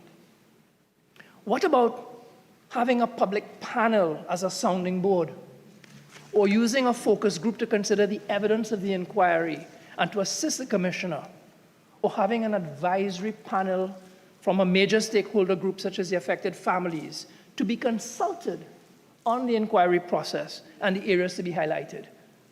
How would that have played out in the Paria inquiry, I wonder? So public engagement requires that the public is also kept informed via the media. And according to CEDA, an inquiry should ideally have a media professional on the team who is able to create press strategy so that those working on the inquiry know how information is being presented to the media and then to the public. There should also be an inquiry website which is sufficiently detailed and updated using an appropriate team to ensure this. So that just supports Senator Lezama-Lee's call about the usefulness of having a permanent secretariat. And of course, the bane, there must be efficient and effective follow-up. If recommendations are made but not implemented, the inquiry would be seen to have failed. So recommendations must be translated into successful outcomes. And in this regard, in addition to the inquiry's conclusions being reasoned, comprehensive, succinct, and practical, there should be a mechanism following the inquiry to check whether or not its recommendations have been implemented and to support the implementation of recommendations. So as regards the implementation of recommendations, ideally a body should be identified to oversee the recommendations. Alternatively, it may be practical for the government to report back to the President or to Parliament a year or so after the report was delivered as to what actions have been taken in relation to the report in the preceding year. There's a lot more I can elaborate on, I can speak about, but time does not allow. Suffice to say, an inquiry report will necessarily be both backwards and forwards looking. It will have to explain what happened and why, but it will also have to make recommendations for the future. So, in conclusion, may I express the hope that this debate has afforded us a more refined understanding about commissions of inquiry, as well as highlighting some of the shortcomings in the current system. Everyone agrees. Everyone agrees we're not getting value for money, and there is an overwhelming case for reform. We can consider the research paper of issues relating to commissions of inquiry that was put out by the Chamber of Industry and Commerce some years ago.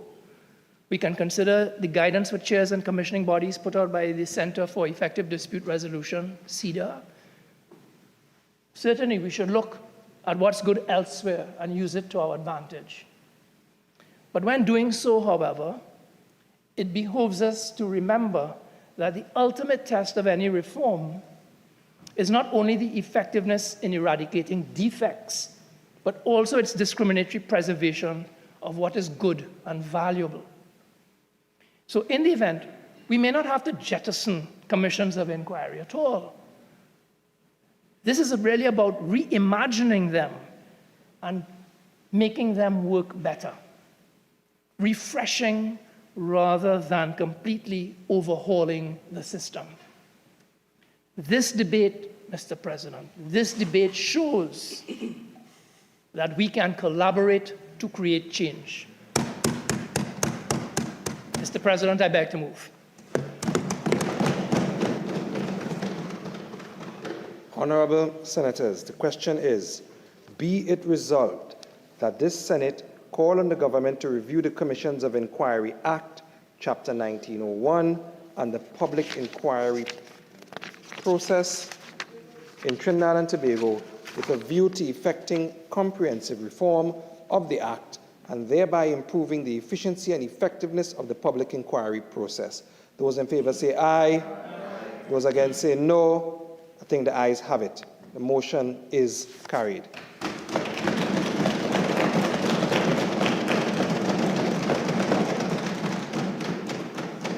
Acting Leader of Government Business. Mr. President, I beg to move that the Senate do now adjourn to Tuesday, April 23rd, 2024 at 1:30 p.m.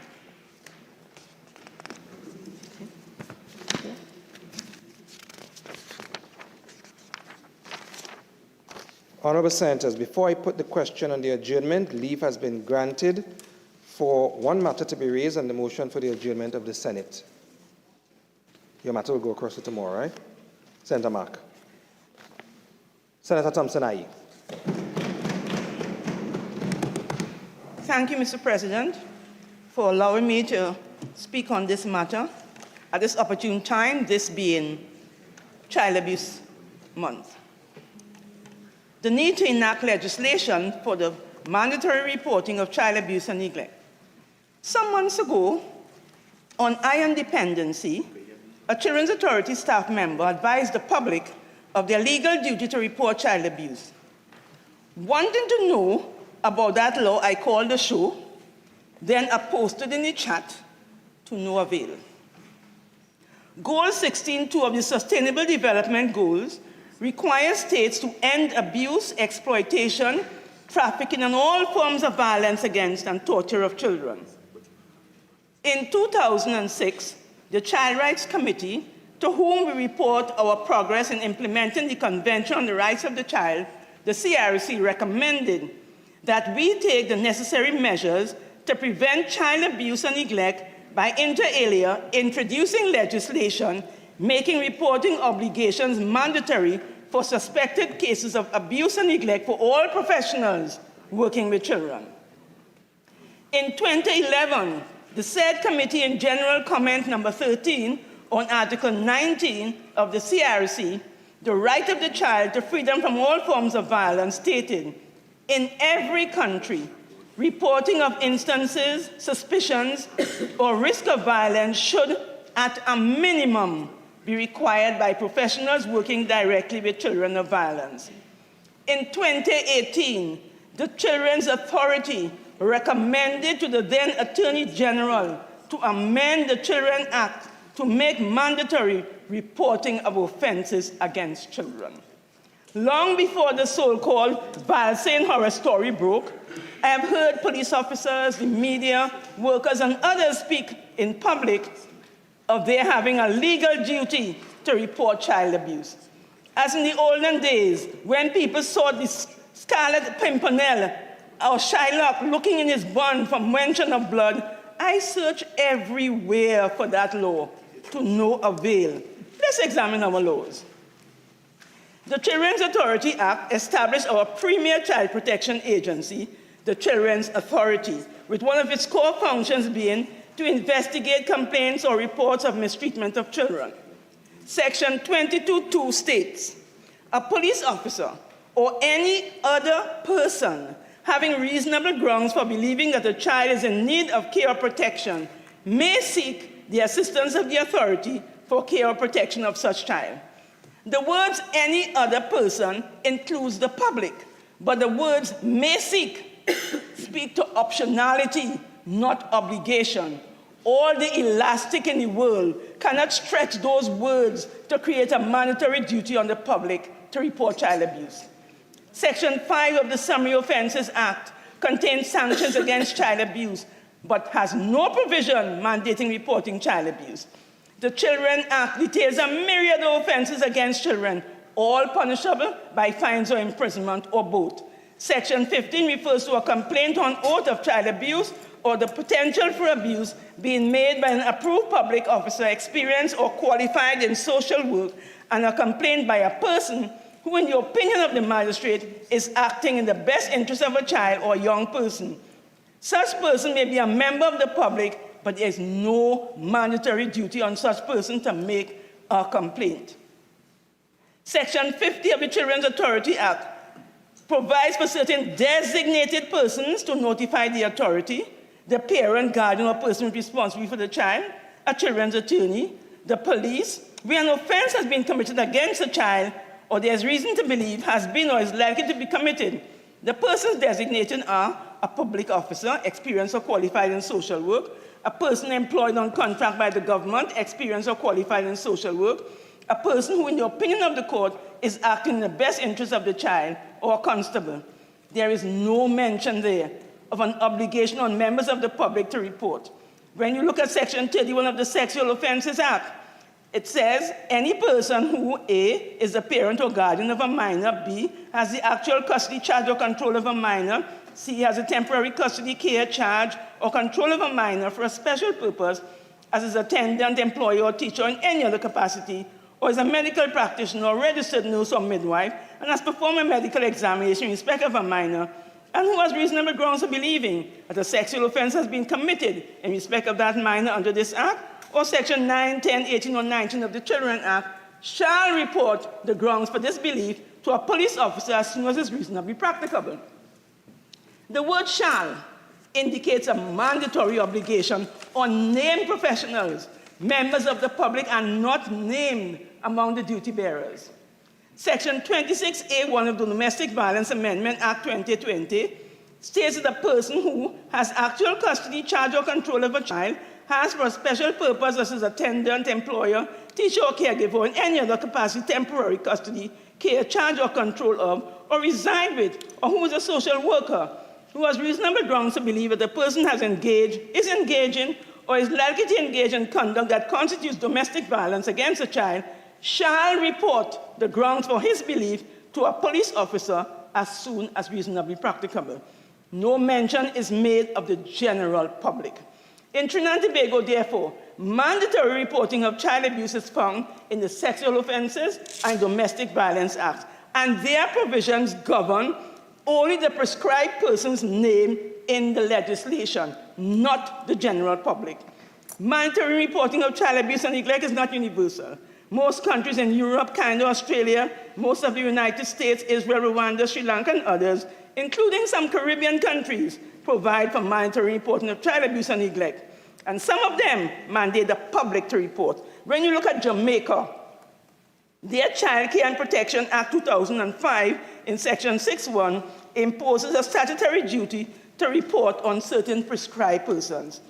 Medical field, including administrating professions, social work operators, and employees of child care centers, any other person who by virtue of his employment or occupation has responsibility to discharge a duty of care towards a child. Section 6.2 now places a similar duty on members of the public. It states, any person who has information which causes that person to suspect that a child has been, is being, or is likely to be abandoned, neglected, or physically or sexually ill-treated, or is otherwise in need of care and protection, shall make a report to the registry. Guyana also, in their Protection Act of Children Act Section 7, imposes a duty to report on a person who has a direct information that a child is in need of protection or intervention. To director, probation officer, police officer, a child at risk of being physically, sexually, emotionally abused, in need of medical attention, has been abandoned, has no parent, living a situation of violence, has killed or seriously injured another person or caused injury, or in fact has threatened or with a weapon to cause injury to another person, either with the parent's encouragement or because the parent does not respond adequately. The Cayman Islands, too, imposes a duty on a person to whom this section applies as a reasonable suspicion that the child has been or has been abused or neglected, and the suspicion is formed in the course of the person's work. So it's not just any member of the public, but if you're involved in some department, dealing with children. So it applies to the usual professionals who work with children. And strange enough, it includes, which the other jurisdictions don't do, a minister of religion and employees formed for religious or spiritual purposes. Belize, too, has a public duty imposed on every person who reasonably believes or who learns of facts and circumstances which give rise to a reasonable belief that any child has suffered or is suffering child abuse. That person has a social and moral obligation and duty. Senator, you have 2 more minutes. To report the suspected child abuse. So you have a duty on medical personnel. It also places a duty on family members and so on to report. St. Lucia, again, there's a public duty on members of the public. Grenada also has a public duty, and all of these countries, in fact, do impose strict obligations and fines and imprisonment. In the United Kingdom, there is currently no general statutory obligation for individuals in England to report child abuse. But there has been a report in England, and that independent reports say that they are going to do something about it in the very near future. So that although England doesn't have it, you find that Ireland has had since 1967 imposed in the criminal law a mandatory duty when a 3-year-old child was killed after chronic physical abuse that was well known to family and neighbors. So there is need for a law in Trinidad and Tobago by not only professionals making them have to report, volunteers working with children, but the public. And it must contain the core components: who is covered by the duty, what must be reported, who the report must be made to, and sanctions for failure to report. So states have used different formula, some of them where they impose the duty on certain specified persons who work with children, do not impose punishment on members of the public. So they have done it that way. So they have different formulas to achieve this goal, and it is for us as a society to decide which route we wish to take. But act we must. The United Nations Child Rights Committee has told us since 2006 that we ought to put it in place. So I look forward to us doing it, even before England, because I was very proud when we were at the Commonwealth Law Conference to say we have had child marriage. We did it before England, so let's do that before England does it, so that we can feel proud. Thank you very much. Minister in the Office of the Prime Minister. Thank you, Mr. President. I promise the members of this Senate I won't keep you long. I wish to reassure Senator Thompson, Ayi, and all those who may be viewing on that this matter is indeed receiving the urgent attention of the government. As a matter of fact, Mr. President, the Office of the Prime Minister, Gender and Child Affairs, has already taken steps in this direction and has tabled the issue of mandatory reporting of child abuse by members of the public with the Legislative Review Committee to be placed on the legislative agenda of the government. Mr. Speaker, as you're aware, there's a Standing Committee on Child Protection, and under that Standing Committee on Child Protection is a specific subcommittee, that is the Legislation and Enforcement Subcommittee, which has met 8 times since the inception of the Standing Committee. That committee is currently reviewing with a view of looking at the deficiencies and weaknesses within various acts. They are currently reviewing the Children Act, Chapter 4601, the Adoption of Children Act, Chapter 4603, Children's Community Residences, Foster Care and Nurseries Act, Chapter 4604, Children's Authority Act, Chapter 4610, Child Rehabilitation Centers Act, Chapter 1305. Apart from that, Senator Thompson, and for all the members of the Senate, what I want to point out is that while it's good to have legislation to force the citizenry to do the best for children, I believe it is more important for us all as citizens not to be legally forced to report instances of child abuse, but for us to be morally, spiritually, and ethically compounded to report instances of child abuse.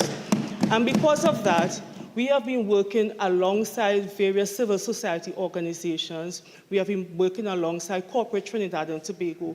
We have indeed been calling all of Trinidad and Tobago to stand united with us as we work towards ending all forms of abuse in Trinidad and Tobago. As a matter of fact, just recently, the Office of the Prime Minister, Gender and Child Affairs, in collaboration with TT Post once again, would have developed and designed a series of brochures to be distributed to every household in Trinidad and Tobago. The first time we did that, Mr. President, I almost said Mr. Speaker, Mr. President, the first time we did that, I remember sitting in a JSC, and a member of the Senate was the chairman of that JSC, and we were going to interrogate TT Post. And before we could have started, he said, just a minute, I want us to pause. And I want to commend TT Post for an initiative that was done in collaboration with the Office of the Prime Minister. He would have said to the committee at that time, and those who have been viewing, I encountered a young person in a rural community. And that person would have indicated that they knew what to do in an instance of abuse because of the information that came to the home. So we have been working to empower not only the adults in our communities, but also our children through our Child Rights Ambassadors program, teaching children their rights, but also the responsibilities that accompany those rights, and helping our children to become empowered so that they become the advocates of their right, going out into the communities and also educating other children, as well as adults, because thousands of adults would have been impacted by the work done by our Child Rights Ambassadors program. We have also started going into communities, a roving caravan, educating the public on the different signs of abuse. What is abuse? How can you spot it? How can you treat it? But most importantly, encouraging the citizens of Trinidad and Tobago to set aside the culture of abuse that is prevalent within Trinidad and Tobago and to start respecting and protecting our children. So, Senator Thompson, I want you to know that this matter is indeed receiving the full attention of this government. As a matter of fact, Mr. President, just recently we have collaborated with the Member of Parliament for Kumuto Manzanilla. He would have developed, Mr. President, he would have identified within his constituency that child abuse is indeed an issue. And in collaboration with the staff at the Office of the Prime Minister, as well as his constituency, we would have developed a program specifically targeting his constituency, understanding the various cultural nuances within his constituency, and being better able to empower everybody in the constituency to treat with instances of child abuse. We intend to roll this out throughout all constituencies, but not taking it from a government level, but asking MPs to work with us to develop it, to target their specific, unique circumstances so that our children are indeed protected. Mr. President, I want to assure the citizenry that even though we may not have a specific legislation that says every citizen must report, there's a moral duty, a spiritual duty for all of us to report. Children are messages we send into the future. If it is that we ill-treat our children, what message are we sending to future Trinidad and Tobago? I want to call up all of us, all hands on deck. The government cannot do it alone. We need all hands on deck. We need duty bearers to stand up to their responsibility. We need adults in our communities to understand that abuse is not just sexual abuse or physical abuse. There's something called neglect. And too often we are seeing our communities where parents are neglecting their children, where guardians are neglecting their wards. I want all of us to stand united as we launch this campaign to end all forms of child abuse in Trinidad and Tobago, even as we work towards strengthening laws, but develop an attitude, to develop a mindset where we respect and protect each and every one. I thank you, Mr. President, and I thank the Honourable Senator for this opportunity.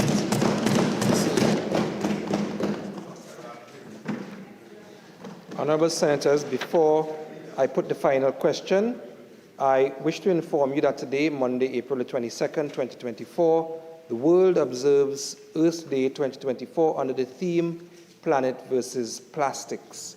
One of the priorities of Earth Day is educating the public on the environmental issues that our planet is facing, including the plastic crisis.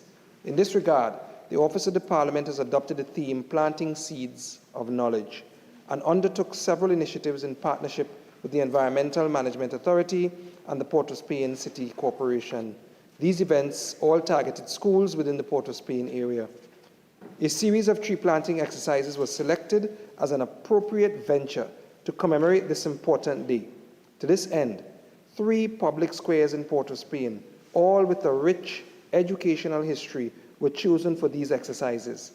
The Office of the Parliament also equipped 3 Port-of-Spain schools at the preschool, primary, and secondary school levels with a vertical drip irrigation system to encourage innovation in the field of sustainable food development. These rewarding initiatives were led by the Honourable Bridget Anisette George, MP, Speaker of the House, and myself as President of the Senate. It is our hope to continue this undertaking with a similar initiative in another part of our country to commemorate World Environment Day in June 2024. Furthermore, we encourage members to take up the challenge to rescue our planet and encourage others to commemorate Earth Day 2024 in their homes and communities. Thank you all, and I wish you a happy Earth Day 2024. Honourable Senators, the question is that this Senate do now adjourn to Tuesday, the 23rd of April, 2024 at 1:30 p.m. Those in favour say aye. Aye. Those against say no. I think the ayes have it. The Senate now stands adjourned to Tuesday, the 23rd of April, 2024 at 1:30 p.m.